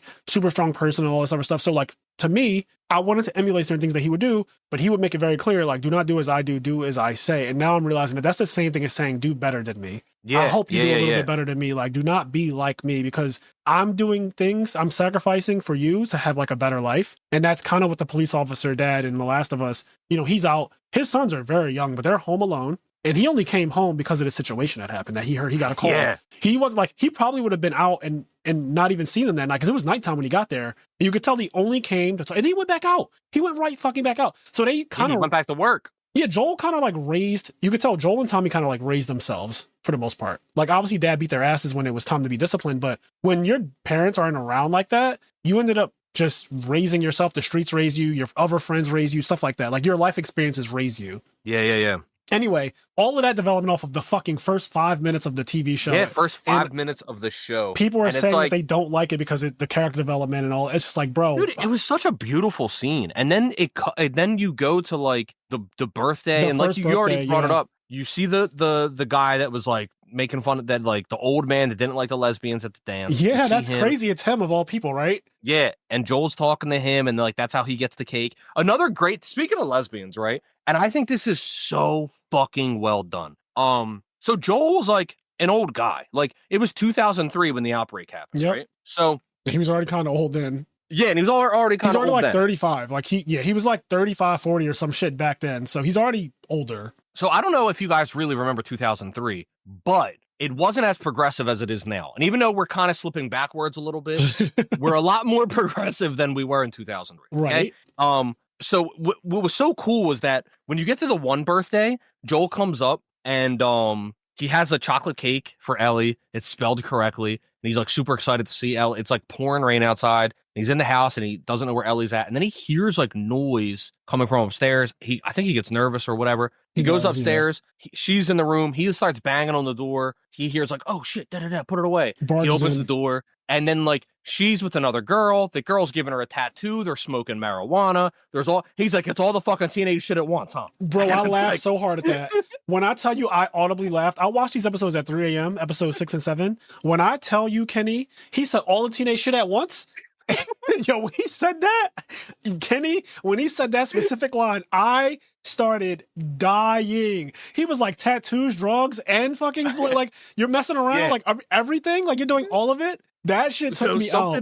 Something that happened that I loved about Joel's character is that he's not like a bigot or anything like that, but he is old school and like just old. So when he sees her with a girl, he's like, and you're experimenting with girls? Yeah. Because like to him, it's like you're doing like you're acting out, you're being a teenager. Like it's not that you're gay, you're like experimenting with girls, you're doing weird shit. And she's like, I'm not experimenting, you know what I mean? Yeah. Eventually he goes on to like drugs and tattoos. Yeah, eventually he goes on to like accept her for who she is, and like he doesn't care that she's gay. Right. But when it happened, it was cool to see that like that little blip in his character. He's not a perfect person. He has his own flaws, which we already know. Yeah. But it's cool to see more of the flaws in that like he views being gay as like experimenting with girls. Like, they're just fucking doing weird shit. He never even perceived her as being gay, as we saw in the same episode when they're walking, and he thinks that she likes Jesse because he says, you're spending a lot of time with Jesse. The whole time she's only spending time with Jesse because she likes Dina. Yeah. And Dina and Jesse are together. So it's kind of like by proxy, she's spending time with Jesse. She doesn't like Jesse and her, you could tell they do not really get along. No, they never have been cool. It's not like during the time skip something happened and these two like aren't friends anymore. Jesse and Ellie have never been some close friend group or anything like that. It just never gave that. So I like that Joel has misread the situation, and that tells you how much he's not paying attention to like those subtle things that can kind of tell you, hey, maybe your daughter is not heterosexual, you know? Yep. But he tries to have a conversation with her about the birds and the bees, and she's like, you mean dicks and vaginas? And he's like, whoa, what the fuck? Right. And she's all like, and this goes back to what I mean by this is Ellie's character. She likes saying inflammatory things. She likes rocking the boat. You know, every time you think that she's not going to say it, even as a little girl, she'll just say it. And it's like, oh God, like you should not be talking like that. She likes cursing. She wants a gun in the first season. Mm-hmm. That's just who she is. But she's been a troublemaker. She was a troublemaker when she was with Fedra. When she was like a little girl in the Fedra boarding school. Like, she was known to be a troublemaker then from the flashbacks and the stories that we heard from her childhood. Like, she was always a little troublemaker. Yep. Always. She got her Walkman taken away. And then the guy told her, I see a lot of potential in you. I think that one day you could be a real Fedra officer. Like, you could be a higher up. And that is cool because now I'm starting to see it. This whole story of Ellie is paralleling Abby, who's the other character who is literally a parallel. The guy, Isaac, who is the main leader of the Wolves. You know, in the last episode, we don't fully know what's going on yet, just by where the story ended. But there's a whole part where he's talking to one of his like top sergeants. You could tell that she's like a high ranking member as well. But he's talking to her and he's saying like, where the fuck is Abby? Especially like on the night of convergence, basically. Like we need, like she should be here if we all die. And it's likely that we will die tonight, like before the sun comes up. Abby needs to be here because she's the person that's supposed to take over the Wolves when we're all dead. Like she was the one set up to take over. And it reminded me of the conversation that guy had with Ellie in season 1 about if you know, stick to your work, keep your head down, stay out of trouble. you could actually end up not cleaning toilets. Like they put you on toilet duty when you're shitty, no pun intended. But if you're good, like if they see potential in you, he's like, you could have a good life because there's air conditioning in the barracks. There's fucking like the officers enjoy like a really cushy life, but the people under them are like, you get bossed around. You literally clean the toilets and stuff like that. And so like Abby clearly had this same type of experience where, Isaac saw something in her and wanted her to be like the next leader. For whatever reason, she bailed or wasn't around during that exact time when they needed her the most, apparently. And we're going to get that in season 3. That's how they kind of set up the end of the season where like, oh, we're going to be watching from Abby's perspective. And it was like day 1 Seattle, which we already saw day 1 from Ellie's perspective. Yep. Yeah, it's going to be interesting because they've got a whole thing. They're like they're like in a football stadium is like their home base. Yes, and like, there's a lot of them. And it's a big I could not football stadium. believe It's got all kinds of shit going on. Didn't someone make a comment about like, oh, there can't be that many of them or whatever like that when they were going to Seattle? Like, oh, there's probably only a couple of them. Yeah. And then like you see how many so we saw a scene where they were in the streets marching and it was a lot of them. And I thought that was a lot. Yeah. Seeing a football stadium with full on like production of whatever the fuck they were making, weapons, I guess. Seeing a full football stadium and every pocket of the stadium had action going on. Yeah, they were doing shit. They were getting shit done. That's one of the things where like a lot of it and a lot of what was going on and how it kind of like climaxed into like this war between these two factions and Ellie ended up being in the middle. And all of that is like really kind of not fleshed out at the moment. It'll get fleshed out in the next season. But I think that's one of those things where like, I guess maybe it's not supposed to be fleshed out. Yeah, but it's not. It's a lot of how in the last episode, I do think that helps contribute to some of it feeling a bit random and forced and rushed because like some of it I was just kind of like what the like there's a lot happening here and it's like all happening and I'm not even fully aware of all of what's happening. I think perhaps to backtrack just a little bit because we're going to talk about episode 7 in greater detail in a minute,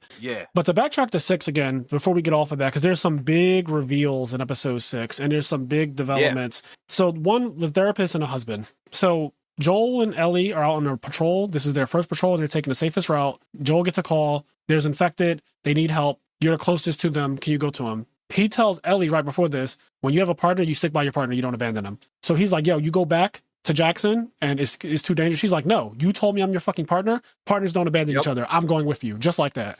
So they go, they see a horse come by dragging a guy who's clearly dead and they find one survivor. And this guy, they check him like, yo, Joel's smart. From a distance, he's like, are you compromised? And the guy opens his shirt. He has a big ass bite on his belly. And you kind of remember from season 1, they showed like how long it takes for you to actually become infected. If you get a bite to the head, it's really fast, which is what happened to Tessa. Tessa didn't last long at all because her bite was like toward like closer to your head the faster you turn. On your leg, it could take literally hours. And then like belly is like, the midpoint between the head and the leg or whatever. Anyway, he has a bite and he's saying, is it okay if I come back with you guys to Jackson? I'm fine. Like I know what this means. Like I know I'm dead and I'm really scared. I want to just hear my wife's last words. Like because they're telling him, well, I can take your last words to your wife. And he's like, no, I need her last words. Like, I don't want to send my last words. I need to hear her because I'm scared I'm dying. He's like, I'm dying. And no one tells you, but like you get cold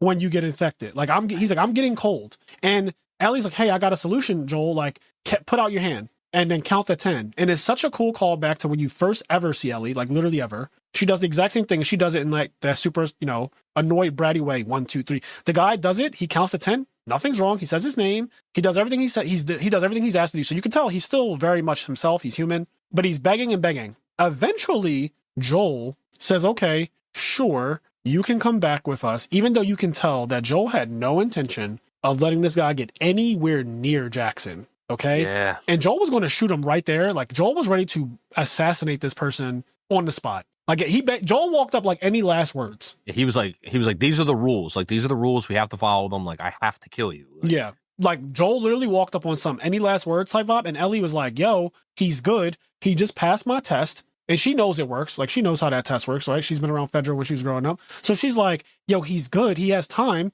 We can get him back. He can see his wife. Joel then promises. He says, all right, how about this? You go get the horses and I'll go, take him. We'll meet up with you. Like go get the horse. Like we'll meet up. Yep. So Ellie. And then Ellie walks past them and then she stops for like 10 seconds. And then she turns around and looks at him and he looks at her and he's like, I promise. Yep. He promises. Now, before that, though, there was this quick little scene on one of her birthdays in the morning where she's reading out a paper. And the paper is, if we escaped, how come there were no other like survivors? And like, it was a horde, you said, you know, this happened. Also, how come with all the other, what do they call it, immune people? Like you said, there was a bunch of other immune people, but like, what's the status on like the cure and stuff like that? Like why? She basically has all these questions that are poking holes in the story that he told her about what happened when she went to the Fireflies to get basically killed for a cure. And so you know that at this point, she's grown up a little bit. She's older. I think this was like her 17th or 18th birthday at this point. She's grown up a bit, and now she's starting to question things that she always kind of knew, right? Even in that scene in the car when they were riding back in season 1, she's like, where are my clothes and what happened? And he like gives the lie on the spot. She kind of knows something is wrong and he's lying, but she doesn't address it for literally years. But you can see that she's having so much anxiety about it, and that the way she had to write the questions out and the way she's trying to repeat it to an empty room.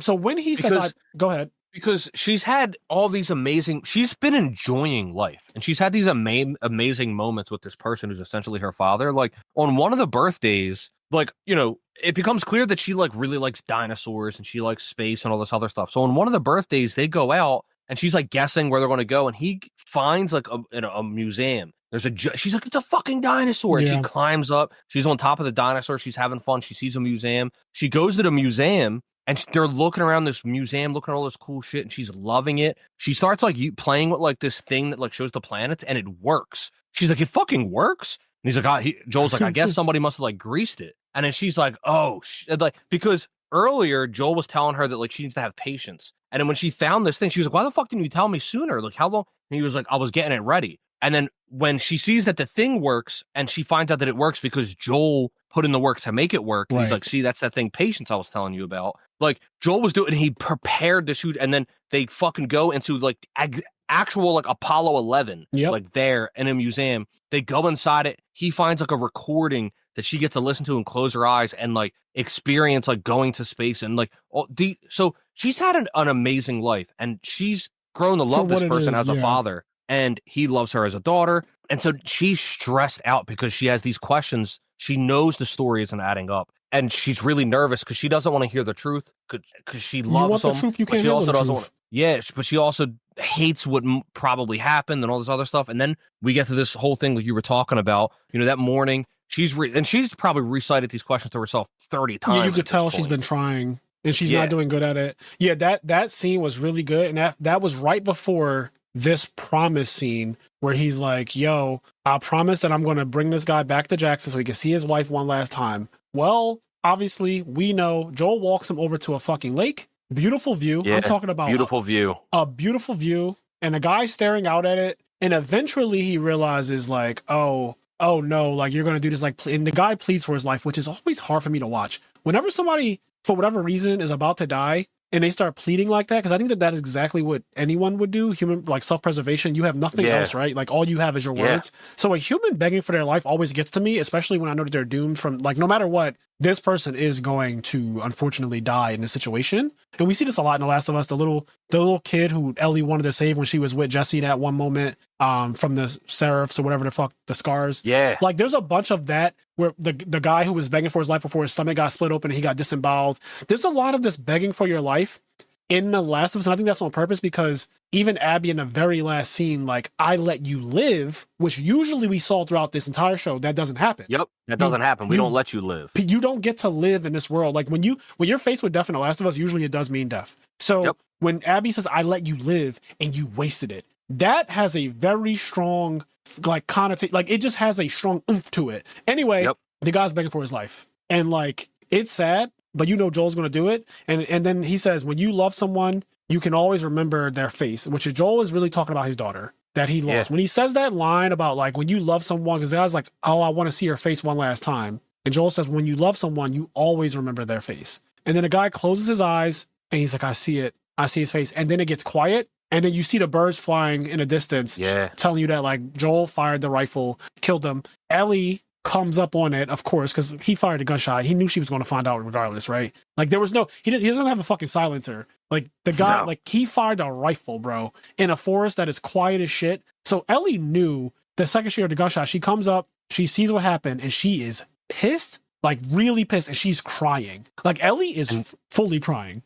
And Joel tells her, like, look, we're going to go back. We're going to tell them what they need to know. Like, we're not going to hurt them. Like, we're just going to tell them what they need to know. We're going to tell them. And like, yeah, like you said, she's crying. She's upset. She's sad. They fucking walk all the way back. And like, this man lied to her. Yeah, I like the way she's looking at him as he's in front. And she's behind him trailing. But the way she's looking at him is based on the letter that she was trying to read out loud, that she wanted to ask him those questions. And based on what just happened, you could tell that her trust is at, like, you're on a 0 now. I do not trust you and I don't fuck with you. Yeah, they go back to town. They tell the therapist, and the therapist is all sad, but like she's accepting of it. And this is kind of where we see where it kind of falls apart, is because Joel tells her a good story. He tells her a good lie, tells her what she needs to hear. But Ellie is like so angry because she's now realizing, like, she's seeing it, that like this man can lie.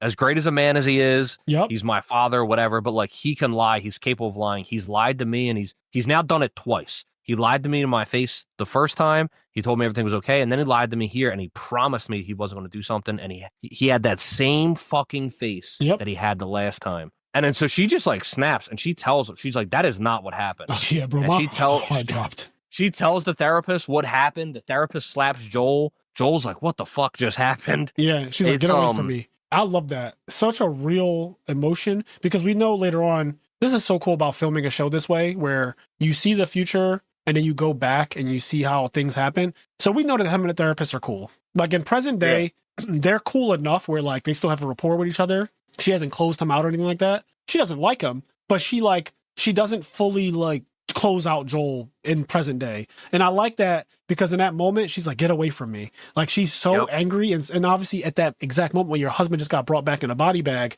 your emotions are the highest they're ever going to be. You're experiencing grief and loss. And she's pissed. She slaps him and everything. And Joel is confused on why Ellie would betray him like that. Not realizing, like, well, you betrayed her first. Yep. You know? Yep. And then and it's funny because when you are the one that did something to hurt someone else, in this case, the lie from 5 years ago, you at some point don't even really think about it. But that other person, you don't realize, because we all live in our own heads. Ellie's thought about that lie in that situation hundreds of times. And Joel doesn't realize that she could have thought about it that much. You know what I mean? Yeah. So Joel, he's confused as to why she's so upset with him.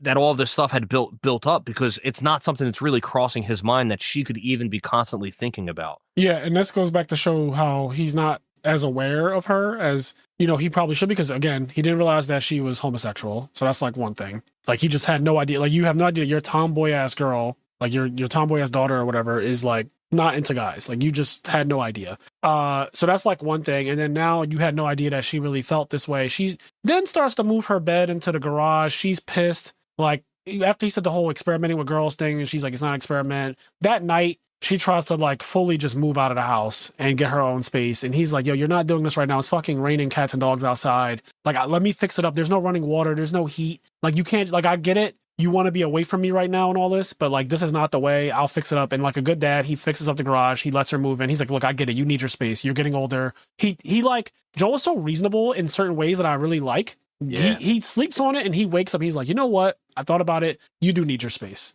And we're going to have a conversation and all this other stuff. And this is like a very good moment. But then, and like, so this whole episode has been this huge, year to year thing. We even got to see how he ends up pushing the guy down who made the cake, who called them dykes. We see it from his perspective now, because I remember saying how cool it was to see Joel come out of nowhere in that scene. Come off screen, yeah. He off screen came out of nowhere. But now you see it from his perspective, where you see him watching Ellie and Dina, and they have their moment at the dance and everything like that. And the guy says like dykes, and then Joel gets up and like, does the thing. She's like, what the fuck is wrong with you? I don't need your fucking help. And then he looks around embarrassed, like, because no one else really knew that they were having such a tough time lately, but they've been having a really tough time. And he's, he walks out, and then he's just on his porch. And this is where I cried. So Joel, after this night where he like protects her from the guy, and they've already been on the outs. She's already moved out. She already knows that he lied, but she hasn't confronted him about the main lie yet. But like even the one with just the guy who he assassinated to not bring back the Jackson, that has pissed her off so bad,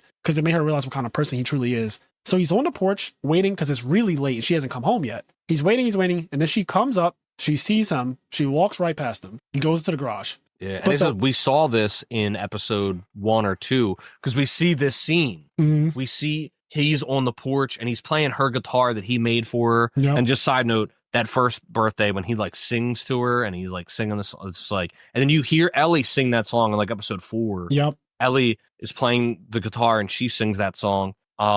Just like fucking awesome. And then we see that scene where he's on the porch and then she walks by and then she just walks away. And then we know like that from our perspective, that's the last time they saw each other. They didn't get to talk to each other. And then like the next time Ellie sees Joel is when she watches him die. But then here we are in episode 6. We get to see this scene again, and we get to see that she actually comes back and walks up on the porch and they do have this final conversation. And go ahead. So I love the framing of that scene. Again, this is me in the last couple of years just being more into like the art of creating. The way it's shot with Joel on the porch, when she walks past, the camera stays focused on the view of her where she walked past that. So watching it, she's coming back, right? Like that wasn't a surprise. When Ellie walked back on the porch, they hold the camera right there for her to kind of like walk back on screen. I love that little detail. But she does walk back on, and then she says, I'm going to ask you one more time. And if you lie to me again, we're done. Like we're fucking so done. What happened with the Fireflies 5 years ago? And he starts immediately tearing up. And that conversation they have, when I tell you that, so here's another critique that people have been saying about this show. They've been saying that Bella Ramsey can't carry The Last of Us. Her acting is not that good and all these other things. And I'm like, okay, so what we're not about to do is lie. We're not about to just start lying. I get that you don't like her appearance. Like, for what it is, I'd hate you all for for hating this character and hating this human being just because of the way she looks. Like, first of all, that's just already a ridiculous thing. But like, what we're not about to do is pretend that she's not talented. Bella Ramsey is actually a fucking amazing actress. Actually, she's an amazing actress. And this scene right here solidified it for me. She's like, we're done if you don't tell me the truth. He starts tearing up. Obviously, Pedro Pascal, he's a fucking Oscar level actor. So him in that moment, the way he's looking down at her and his face just crumbles. Like, I haven't seen him like that since episode 1 when his daughter died. The way his face, I could feel, like that lump in your throat you get when you're going to cry. Like, I could feel that he had that lump in his throat because he couldn't talk. He couldn't. She was asking him questions and he was crying and he was doing everything he could to not cry. And he was like shaking his head no or shaking his head yes. And like, it was every ounce of his power to not cry, but he was still crying. And you know that he had that fat fucking lump in his throat. Oh my God. The acting in that scene, she's like, did you kill like the Fireflies? And he shakes his head yes. Were there other immune people? He shakes his head no. She's like, you even killed Marlene? And he shakes his head yes. And then she has this outburst where she's like, you lied to me. You fucking lied to me. He was like, you were going to die. She was like, that was my purpose. And you took it from me. You took it from everyone. Bro, I fucking turned into a puddle when she said, you took it from me. You took it from everyone. She said that. He was like, you were going to die. She was like, then I was supposed to die. Like that, seeing her face when she said I was supposed to die. And then he found out about what the moth meant. And he thought that the moth was like a sign of rebirth. And she's like, no, that's a butterfly. And he's like, what the fuck? What the fuck does the moth mean? And she's like, oh, it's death. And then he walks out because he's like, oh shit. Like, she's been tattooing death. She's been tattooing essentially death all over her body. She's been doing all this shit with moths. I fucking carved a moth into her. Like, everything about episode 6 is peak television, bro. It is amazing. So good. It's like literally Game of Thrones level TV before it got bad. And that's why I say you don't throw the baby out with the bathwater. You do not throw the whole season away because either one bad episode or one subpar episode, or because like, even if the ending is not what you want it to be, the show is overall still amazing to me. In this scene, the acting and the character development that you saw, this episode is also like, I think the longest in the whole season. It's like, it's a very long episode. I think it tracked in like almost an hour and 15 minutes when I looked at the bar on HBO. But this scene was phenomenal to me. Like, honestly, a 10 out of 10. It kind of like Bill and Frank level episode. It's just such a good episode. Like, so good. It might be my favorite episode, period. Of the whole thing, right? I think so too. Yeah, because it's easily my favorite episode of season 2. I think it's incredible.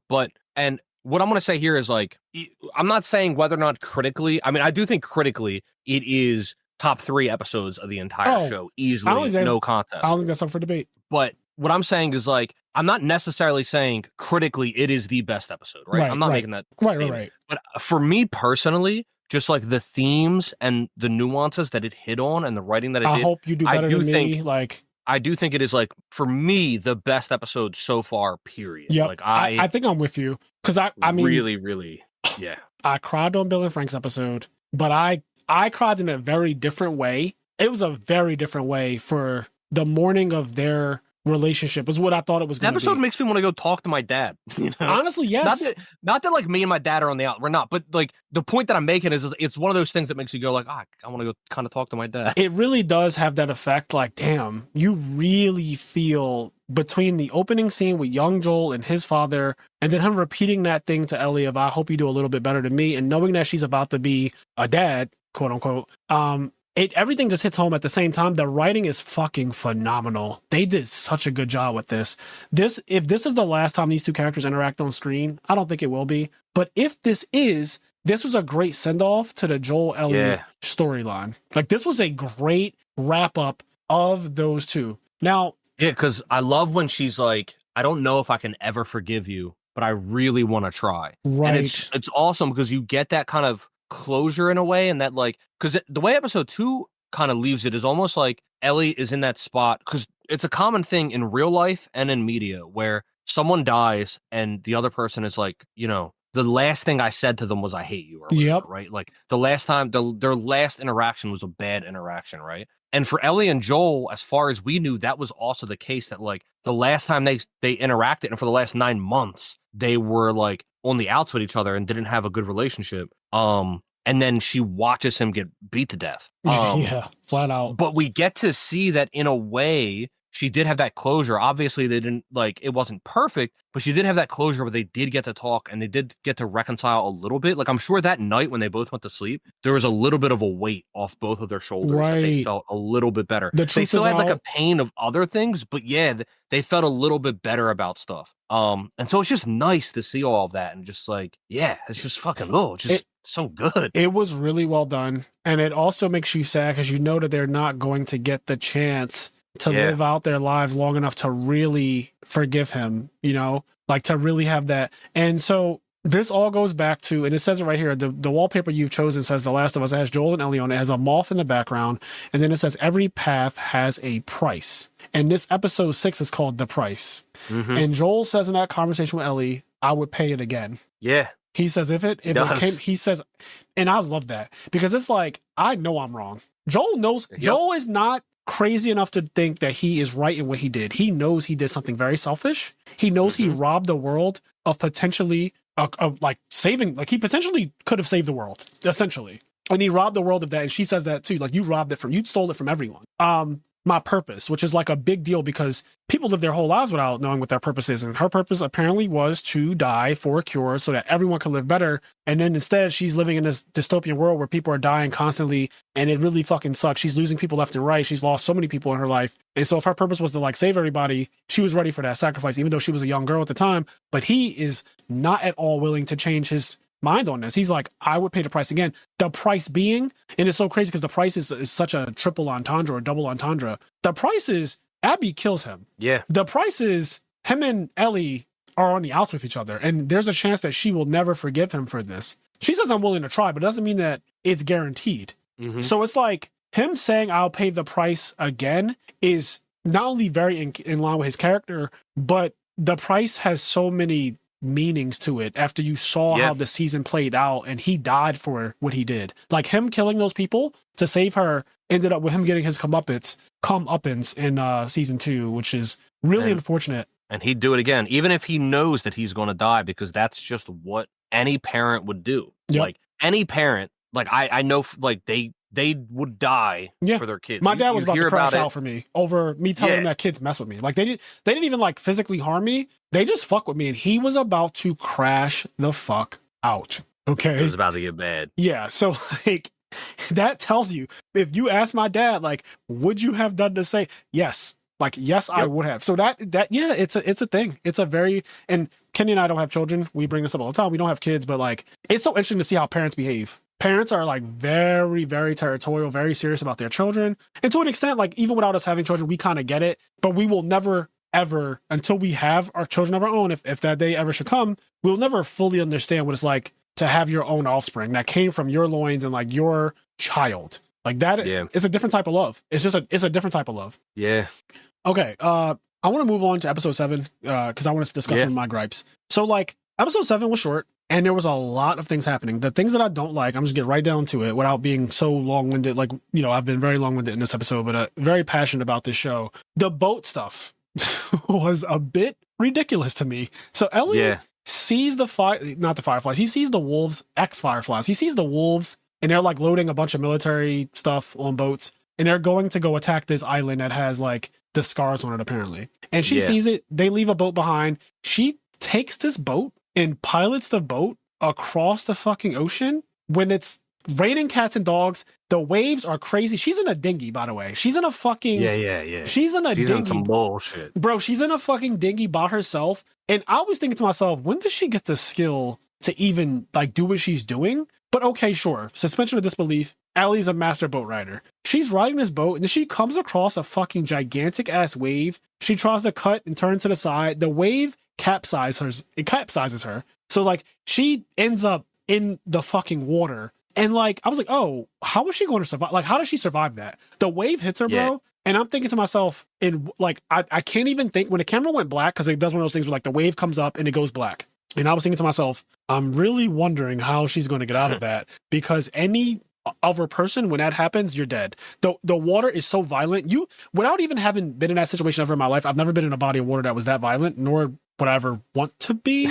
But without having been in it, I've heard about how you can't do anything. You definitely can't swim against it, but you also can't get your breath. Like you just die basically. In the weather that she was in, you would just die. Well, the camera goes black and then she ends up ashore and she's like crawling. The boat happens to also have washed up in the exact same place. So like there's a boat right there. She's alive. She can barely walk. Like she literally can't walk actually. She literally can't walk. But she survived. Then these two scars come up that spot her out of nowhere.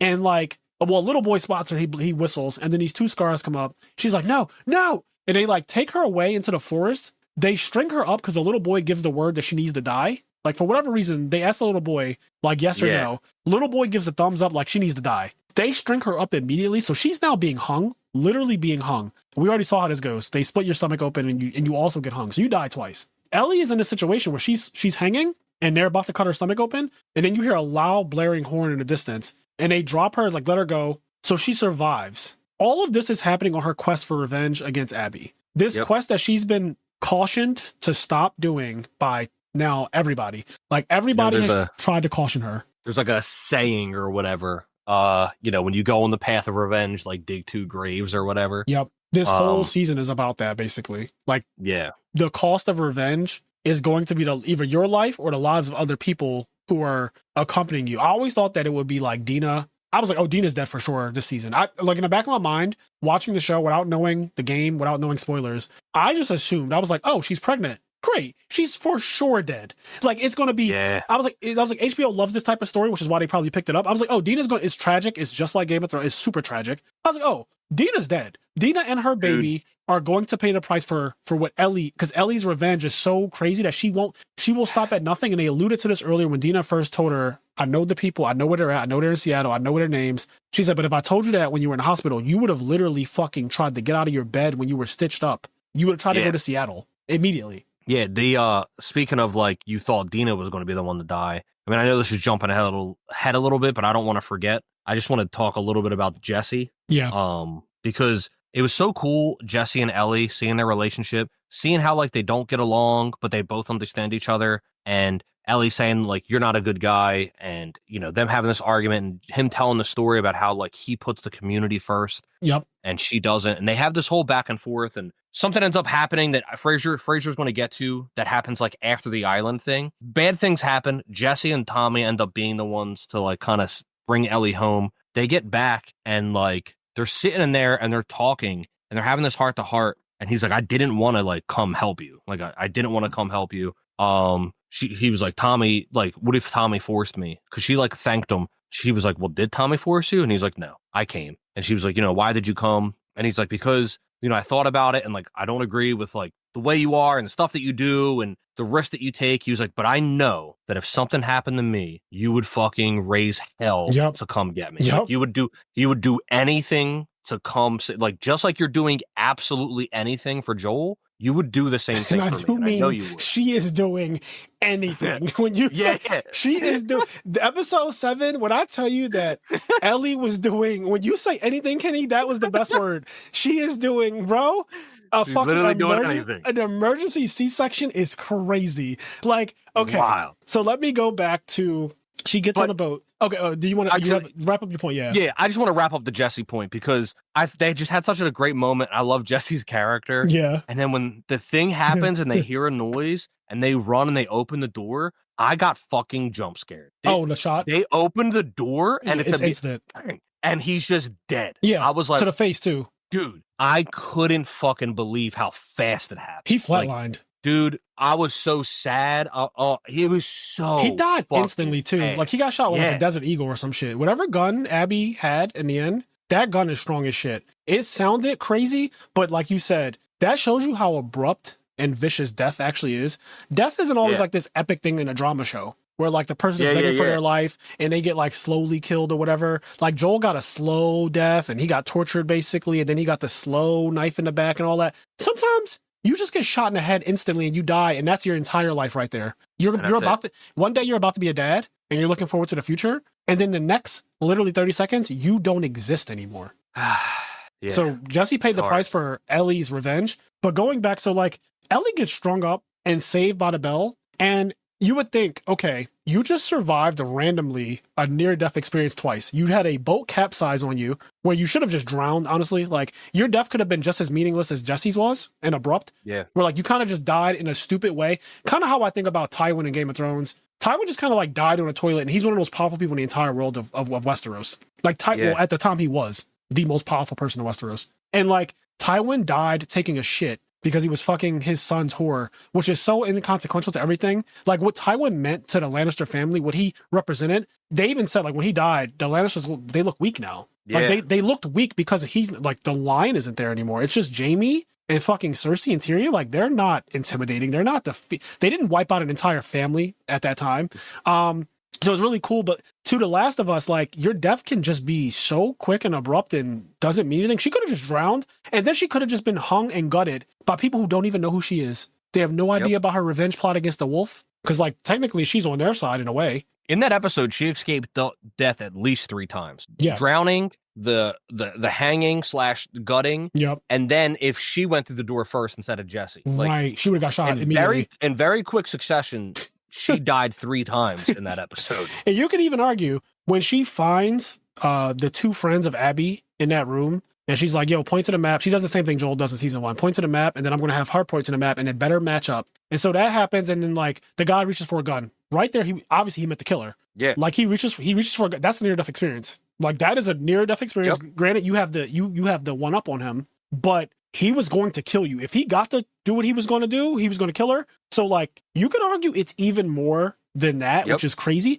The whole episode is like Ellie almost dying, but still heading head first into her revenge, not realizing you're getting warning after warning after warning that you should turn back. Yeah. Everyone tries to tell her. Jesse tries to tell her. Like, Dina says, like, we're going home. Like, we're going home. Once Dina finds out what Joel did, because it's crazy. Episode 6 also lets you know that she always knew what he did, right? So Ellie knew that Joel was like a vicious murderer of really innocent people too. Like, the people who were working in that hospital, they weren't like evil people that we know of. Like, we were no judge of those people. We didn't see their crimes that they did any at all. They were, when the guy was a doctor, right? Like, he was going to he's a doctor.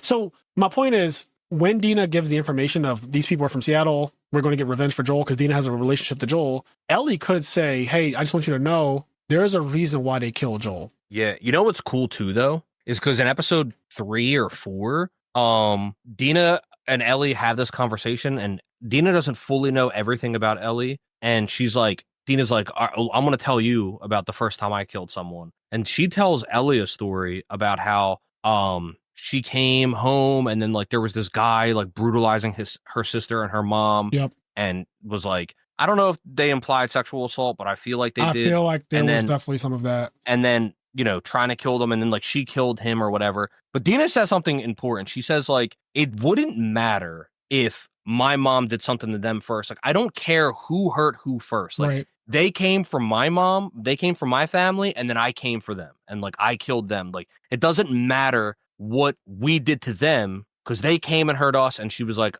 there's no convincing me. Yep. Like, I was going to hurt them. And that was kind of in, because if I remember correctly, I feel like there was some hint of like Ellie saying something and like essentially Dina not knowing, but basically saying, I don't care what Joel did. Right. I don't care what anybody did. They came and killed your dad. We're going to go kill them. Yeah. It's cool because it shows the hypocrisy of humans, because Dina was fully for the shit and fully believed in what she believed in, and that like, I know Joel probably did something bad, but I don't care what he did because like, they killed your dad, we're going to go kill them, and that's just the way this plays. But then when she actually learns what happened, she's just like, it kind of shakes her to her core a little bit. She's just like, oh, we have to go home. Yep. Because it's just for like, multiple reasons. it's so much worse. It's so much different. Yeah, for multiple reasons. But it's so much more than I guess what she could have ever fathomed. It's so interesting, like the nuances of the character and the writing for everybody. There's so much development, and Dina is a character we just got introduced to this season. Yeah, and I feel like I know her character so well.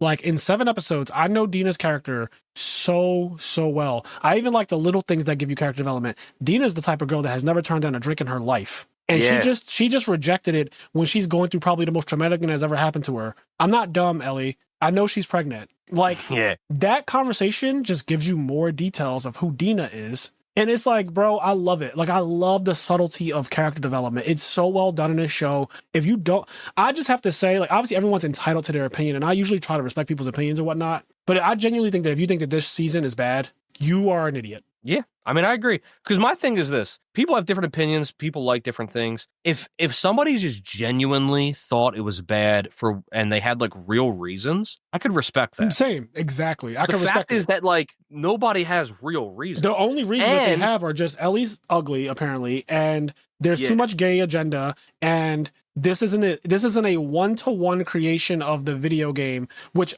again, I didn't say this, and I just want to get this out real quick. Play the fucking game then. Yeah. Like, if you can't stand with an adaptation being not a one-to-one, if you want to experience the one-to-one, play the fucking game. The game. That's what I said to the kid that was complaining about FF7 Remake. It was more than one kid. It was like multiple people. But when they were complaining about Remake, I was like, you guys know you can play 7, right? Yeah, you can just like play it's on everything. It's on PC, Literally. It's on your phone, it's on your PlayStation, it's on your PSP, it's on your Vita. You can play it on your fucking Switch. Yeah, the day Medina got into a fight, I was playing it on my fucking tiny ass phone screen. Like, so you can play, if you want to play FF7, you can go play it. Like, no one's stopping. Yeah. That whole thing, like the character development with Dina and her realizing the truth once Ellie tells her, because I feel like it's lying by omission. I told you everything I knew about these people so that we can go hunt them down, but you didn't tell me. Like, you let me come crash out with you, but if I had all the information, maybe I would have made a different decision. Yeah. Like, you didn't give me the information to make the decision. Like, well, if he did murder her father, yeah, it's fucked up, and yeah, I do grieve for him, but like, Ellie, this isn't right. Like, we shouldn't be, like, this isn't right. You know, when you get new facts, you change. Like, humans are supposed to be able to change. I love when Ellie was with the girl in the room with all the spores, and the girl's like, don't you know what he did? And Ellie's like, I don't care. Like, he's like, I know, and I don't care, because she was so angry at that time. Like, it's so interesting, because also another thing is, when you have information like that, how do you tell someone? Like, from Ellie's perspective, it's like, how would you even tell somebody that? Because it's like, it's a secret he held on to for 5 years. It's a secret you're probably not ready to talk about it. Yeah. But it's one of those things where maybe if you did talk about it with Dina, maybe she would have had time to reconcile and still go with you anyway. Right. There's a chance that she still goes and crashes out. Yeah. Because she didn't know she was pregnant at the time either, which is key. Yeah. If she knew she was pregnant, she definitely would not have gone. But no, it's so good. Like, it's just, I don't know. Yeah, no, I agree. The other scene, so yeah, like I said, the guy is the two friends of Abby. I forget their names. I'm sorry for that, but they're not characters that are they're not in it that long for me to like really be too. But anyway, she runs into this room with the two characters, the two Abby's friends. And the one guy goes to pull a gun on her, essentially, and she shoots him and kills him. But she shoots through him, and it hits the other girl in the neck. This girl happens to be 8 months pregnant. Yeah. And Ellie notices this and starts fucking freaking out because she realizes what she just did in this accident. Like, she did not mean to injure this other person. She wanted to kill the guy because the guy tried to pull the gun on her and kill her. But like, the girl behind her, she was going to do whatever she was going to do to her. And potentially she probably would have murdered her too if she didn't give her the answers. As we already saw with Nora, she fucking murdered the shit out of that girl when she didn't give her the answers. Like, she left her for dead, but she was willing to murder her. Like, she even told Dina it was easy to beat it out of her like that. Yeah. What I thought was ridiculous, because like I said, episode 7 was a bit much for me in terms of just like, it just seemed like a cram. So we have boat scenes where she's like, Ellie's somehow piloting a boat to different islands, and then in a storm, mind you, she's piloting different islands. She capsizes, she washes up on a random island. She gets captured by Scars. She gets hung and almost gutted. She gets saved by the bell. Then she gets back on the boat. She goes to the Ferris wheel, the aquarium. She finds not Abby, but Abby's friends. She shoots and kills one of them on purpose, the other one by accident. The girl then says, I need you to do an emergency C-section for me, and I'm going to teach you how. And Ellie's like, I don't know how to do this. Like, I've never done this before. She's like, it's okay. You're doing fine. Just make this incision right here. She's like, I don't know what the transverse is. Like, I have no idea what that is. Like, I don't know what I'm doing. And she's freaking out. And I'm thinking to myself, as I'm watching this, because I just watched episode 6 and I cried my eyes out and I thought it was amazing TV, 10 out of 10. But as I'm seeing this happen, I'm objective. Like, no matter how much I like something, I'm objective. Like, I can admit, like, oh, Game of Thrones is a great show, but the ending is not good. This episode, when the C-section thing was happening after the Scars and all of that shit, I'm like, bro, there are too many things happening. And then after she fails to save this woman and her child, her unborn child, after she fails to give the emergency C-section, which I just thought the premise of that was ridiculous. But after she fails to do that, Tommy and Jesse barge in and like take her back to Dina. And I was like, what the fuck? Like how? Like, how is all of this happening? Like, this is too much. Yeah.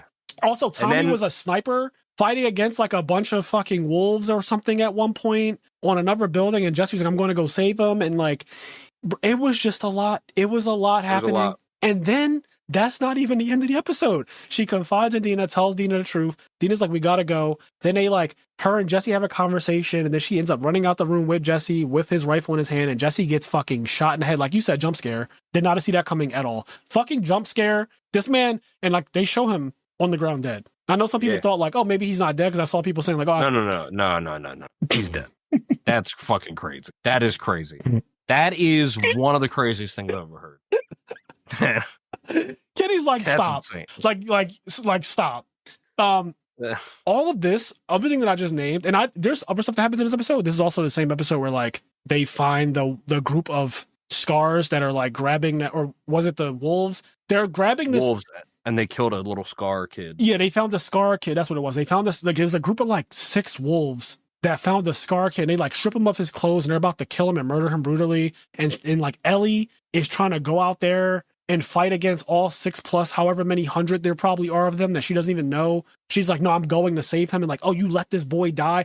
It's just, it started to get like, all right, this is officially getting a little too much now. Like, the writing is getting crazy. The scenes are getting crazy. There's way too many plot points happening. The boat shit was I think the boat shit was bad because it just happened too, like, it was too fast. Like, her just going like island to island. It was too much. I just think it was too much. All that happened in one night, essentially. Like, you have like that all happens. It's a night. Like, in that night, she goes on the boat. She washes up on shore and wakes up. That's still the same night. She's able to go meet the other 2 friends, kill them in that night. Tommy got saved by Jesse and then was able to backtrack back to Ellie and save her in that night. They were to get not home, but they were to get back to the theater and have a heart-to-heart. And then Abby at some point made it back to her home base and then was able to track them back to the theater in that same night and then kill Jesse. And like, that all happened in the same night. Yeah, like, bro. That's kind of crazy. It's a lot. And I know some of the things are going to get filled in when we see Abby's story, but it won't explain Ellie's story, where, like you said, in one night, that was way too many plot points and way too many things to do in one night. I think it's one of those things where, like, granted, I haven't played the game. I think it's one of those things where, like, they adapted a series of situations that happened from the game And in the game, it probably feels really good and tense or whatever because you're playing it and experiencing it, and Right. like you're doing shit like that boat situation. Like that is a game situation. You can tell it's a game situation too. Like 100%. that is a video game situation. 100%. The boat thing was like, I was like, oh, this happens in the game, and you can kind of tell that it happens in the game, but not. It definitely doesn't happen like it happens in the show. Yeah. So, but and then also, I assume this whole 3 days in Seattle is like an important thing. And so all these things have to fit within 3 days, which kind of sucks because if everything that happened in that last episode, if that happened in universe over the course of a couple days, it would be fine. Yeah. But the fact that all happened in the court, think about it. That all happened at night. Yep. Like that happened over the course of 6 hours. Yeah. Like that's crazy. Like, yo, you shot and killed 2 people. You fucking drove a boat. You almost got hung and disemboweled. You had to do an emergency C-section that you did make an attempt at doing. You tried to save a Scar from fireflies in the daytime. You got into arguments with Jesse. You explored Jesse's character, told him he's no better than you. You're just like me. It was just a lot. A lot. So that was the one episode the whole season I just thought was like, I do feel like, just like with House of the Dragon, because these are both HBO shows too, I feel like the last episode, because House of the Dragon ended in a way that was like, oh, this didn't really seem like where it should end. And it also seemed like a lot is happening in the last episode that should have been a little bit more spread out. Like many plot points happening. And I get it. You want to set up some suspense for the next season. You always do that with a good show. But I do think that doing too many things at once is just always going to have the same effect on me where I'm not really for it. Like no matter how I feel about the show, I'm just like objective on this. I feel like episode 7 was the worst episode of the whole season. Yeah, I mean, I get that. Like I'm not throwing the whole season away, but I definitely think if you ask me about the 7 episodes, you made me rank them right now off the top of my head. It's like 6 is number 1, episode 2 is number 2, and then like the other episodes are just like cascading down until you get to 7 is like at the bottom. Like there you go. Yeah. That's my rank. That's like my easy. It's like a very easy ranking.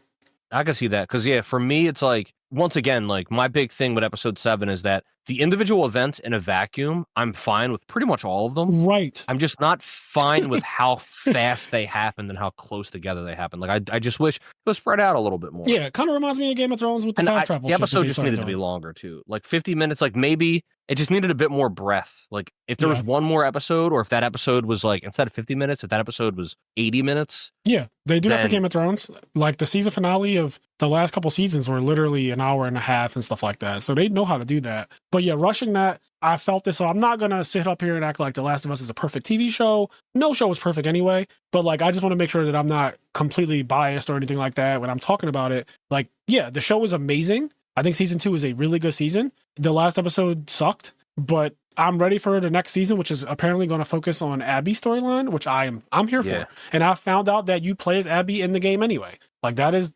basically the main character of the other game. So that's kind of cool. I'm really interested. I don't know if there's any word. I hope it, comes out this time next year. I'm looking at a 2026, not a 2027. Yeah, same. Because they are saying, like I told you in the last episode, that they're thinking about doing 4 seasons. And if they're going to do 4 seasons, I really do need it back to back to back. Like I do not want to wait until 2029 to be finished with The Last of Us. I don't. Yeah.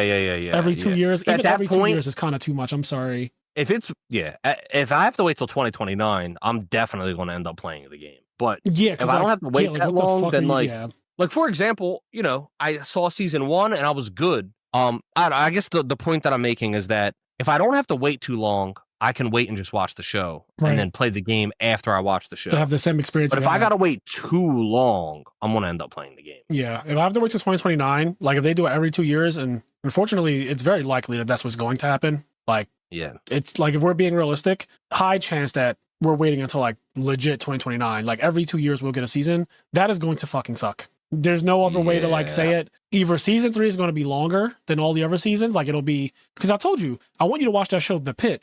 15 episodes. And every episode is an hour. Every episode is an hour in the hospital. So the whole season, all 15 episodes are 1 day in the ER. And it's an amazing show. It has like a 98% rating. Like it's a really highly rated show already. Amazing acting, all that good stuff. But like my point is that HBO knows how to do 15 episode seasons. They just released a show with 15 episodes, bro. So they know how to do that. And when I tell you, The Pit is an HBO show through and through. All the things that I'm praising them about with the production, the directing, the scenes, and the way they shoot things, all of that is in The Pit as well. The episodes are not cheaped out. They show very gory things, very fucking heart-wrenching things, very like HBO level thing. They don't shy away from showing you humans in an ER the way humans show up in an ER. And I love that about it, but it's 15 episodes, and I really do think maybe not do 2 more seasons, maybe just do 1 season, but the season is not, I'm not saying 15 episodes either, but make it longer than 7 or 8 episodes. Make it like 12 episodes or something like that. Yeah.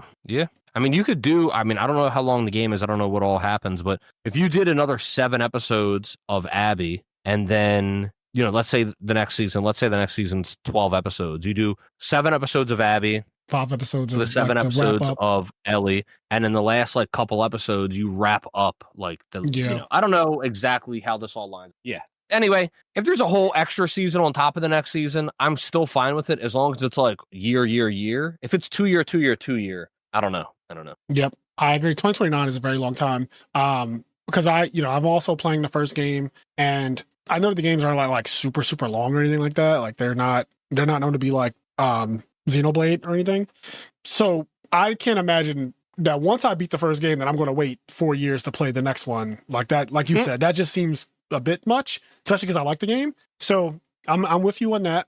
And I think that's everything I really wanted to kind of talk about. Like, I don't think it's important to really talk too much about the Isaac stuff because they kept it very cryptic. Because I'm realizing they're going to do a whole storyline. We're going to be talking about Isaac a lot in the future. That's what I realized. Isaac is kind of like Abby's Joel in a way. Like they clearly mean something.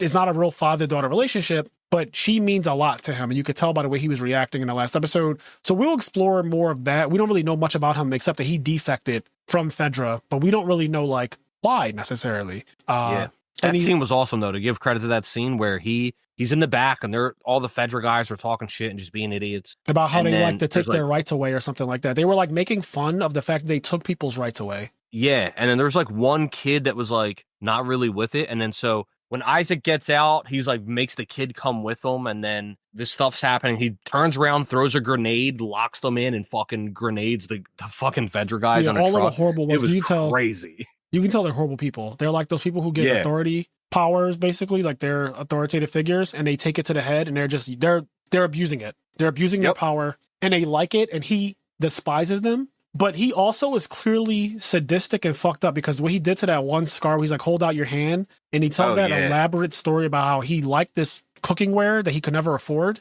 And he said, there's small things about the end of the world that are nice that I never thought I would get to, like, basically saying there's good things that came out of this too that I just didn't expect. And me being able to have this cookware that I always coveted is one of them. And then he proceeds to use it to torture somebody. Yeah. And he says, like, he talks about the flaws of it. Like, I don't know what it's called. I'm going to just call it, like Fernet. I don't know. Like, it's Fernet cooking. Because I think it was, like, some French thing. I don't know the name. I'm making a name up. He said nobody else liked the French. And he was like, he starts talking about the flaws about how, like, some of the things that it's not good with. And he's like, it's actually not that good for this situation. And then he goes, but when you have Fernet, you use Fernet. And, like... I was like, oh, shit. I think he said that it doesn't hold heat as long as, like, cheap cookingware does. Yeah, something like that. And he's like, but when you have this, you use this. Like, that really the cool. way I didn't know that he was, because he's talking to someone that you don't see. They're off screen. He's talking to them, and he's talking about the cookingware in a way that sounds like, oh, he's just like making a meal. And the whole time he's gearing it up to literally use it for torture. So when it's revealed that that's what he's about to do, it changes like the scope of the conversation. It changes everything that makes him very sadistic, and I like it. I like that this character's being introduced. He reminds me of like the governor in The Walking Dead. So I definitely want to see more of his character. Very interested to see Abby's character because I don't know where the story is going, but I do know that a lot of people actually like Abby, but right now I have no reason to. So I'm like so curious of what the show is going to give us from Abby's perspective that makes you kind of want to. That's interesting because, like, from my perspective, right? Like, I don't know what happens in the game, but from my perspective, you can make a character that I think is a cool, well-written character. Yep. But I'm like, how in the world do you make me root for this character? Good writing. Joel? Like amazing writing. But that's what I think is That's the thing. Like, y'all can't tell me the writing is poor. I don't know. Right. To the point of that again, right? Like, there's no fucking world. What are you talking about? Like, the fact that there's a group of people who are like, yo, Abby, I'm on her side, or like, I kind of understand her. The fact that there's a group of people who feel that way. I mean, we already know the one thing is that, like, yeah, it's her dad. So if somebody killed my dad. I'll say this though, straight up. I'm that guy that I'll say this. You can't say nothing to convince me. I'm going to do that right now. Right. I'm going to be that guy. I'm going to be Team Team Ellie. Joel to the goddamn end. I don't give a fuck what ends up happening. Yeah. I don't care how good the writing's going to be great, and I'm going to respect Abby. I'm going to be like, yo, I'll probably be like, yo, Abby's the shit. She's a badass. But I'm still Team Joel. Yeah. I'm going to ride that to the day I die. Yeah, I don't think there's a world. Now, again, I don't know what the future holds. I don't think there's a world where I'll be convinced that, like, I'm on Abby's side, but maybe I'll be able to at least see it where I understand. Yeah, I definitely think that'll happen. Right. Like, I understand. I get it. Like, I get it. But I don't think I'll ever be like, oh, I'm against Ellie and Joel, and I'm pro Isaac and fucking Abby. Like, I don't know if it'll ever be that. But again, I don't know what the future holds. We'll see. Yeah, okay. Yeah, we'll see. I want to read out the names of the people on our Patreon at the Party Member Higher tier. Thank you guys so much for all your support. You all have been phenomenal in these last couple years. We're coming up on our 4-year anniversary, and a lot of you have been on our Patreon literally the entire time, which is fucking insane. Yeah. To the newcomers, we appreciate you as well. I'm going to be holding tournaments. I know I didn't get to do one this Tuesday, but I'll probably do one this weekend since I don't really have any plans. So if you're listening to this, well, if you're listening to this, look out for that. With that being said, I'm going to give a shout out to Bread Butt Gains, Nova Leo, Stand Ready for My Arrival Worm, Xavier Swift, This Ain't God, This is Stanley Earl, The Sultan of Slot, You Can Get Cooked in Any Format, Ari Reynolds, Dennis Milburn, First to Arise, Vincenzo, Dallas Bailey, KJ, How Much Meter You Got, Sarah Maria, Alex Ahern, FT Kempa, Traveler of the Burning Abyss, Gores in My Prison Pocket, Sugal, Vicky Venomon, Elijah Barfault, Tyler Chideo, Volvita Mega Monarch. Chick-fil-A is the Sangan of fast food. What? That is a rant. What is that? You're going to have to explain that one, Enraged. Janitor 215, Thomas Rude, Joshua Carroll, Eric Chai, Brian Moore. This Ain't God, This is City Councilman Eric Mays, Mike and John. And then we have... Henny Says, Tim Bailey's Glaive Smooth Butt, Nod Win, B-Dog 23, Hershey Bar, Phil and Poister, Tyler Frasher, Sasha Egger, Daniel Anderson, Deroa, Chicken Toasted Strudel, Jordan Eastman, Robert Light, Clanger, Pavinci, Harsh Kumar, HT19, Gregory Kalmaring, Volcanic, Garden, Stole My Lunch Money, Mike and John, Anthony Japov, Michael Zhang, Tyler, Chris Louie, Bob Cuddy, Kevin Garcia, Time Wizard 942, Luis Juarez, and The Hopeless One. Again, thank you guys so much for your support. As always, say do the things that make you happy, including defending a show that you love and also just enjoying a show that you love. Most importantly than defending it, make sure you enjoy it. Like, I don't care. You don't even have to defend the things that you love, honestly. Let people say what they're going to say. That's just the stance that we take because we have a platform and that's what we do. But, like, I want people to enjoy the things that make them happy. And with that being said, we'll catch you in the next one. Don't let other people ruin the things that you enjoy. Like, if everybody around you is being a little bitch, like, you don't have to let that. Like, for example, when I'm being a little bitch and I'm talking shit on Demon Slayer and you know Demon Slayer is your favorite anime, don't let me ruin it for you. I'm just being a bitch. We said that in the episodes that we talked about Demon Slayer Season 3, too. Like, we're consistent, at least in that regard. Like, we've said, do not let us ruin it. If you love Demon Slayer, if Demon Slayer is your favorite thing, if that's your favorite manga, you go up for Demon Slayer. You grew up on Demon Slayer, that's your thing. By all means, do not let our opinion of the show affect how you feel about it. So we've been consistent, you know? Yeah. Kenny and I are very strong-willed Demon Slayer, it's flowers. Rengoku made me cry. There you go. And that's not easy to do. So anyways, we'll catch you in the next one, guys. Peace. Peace.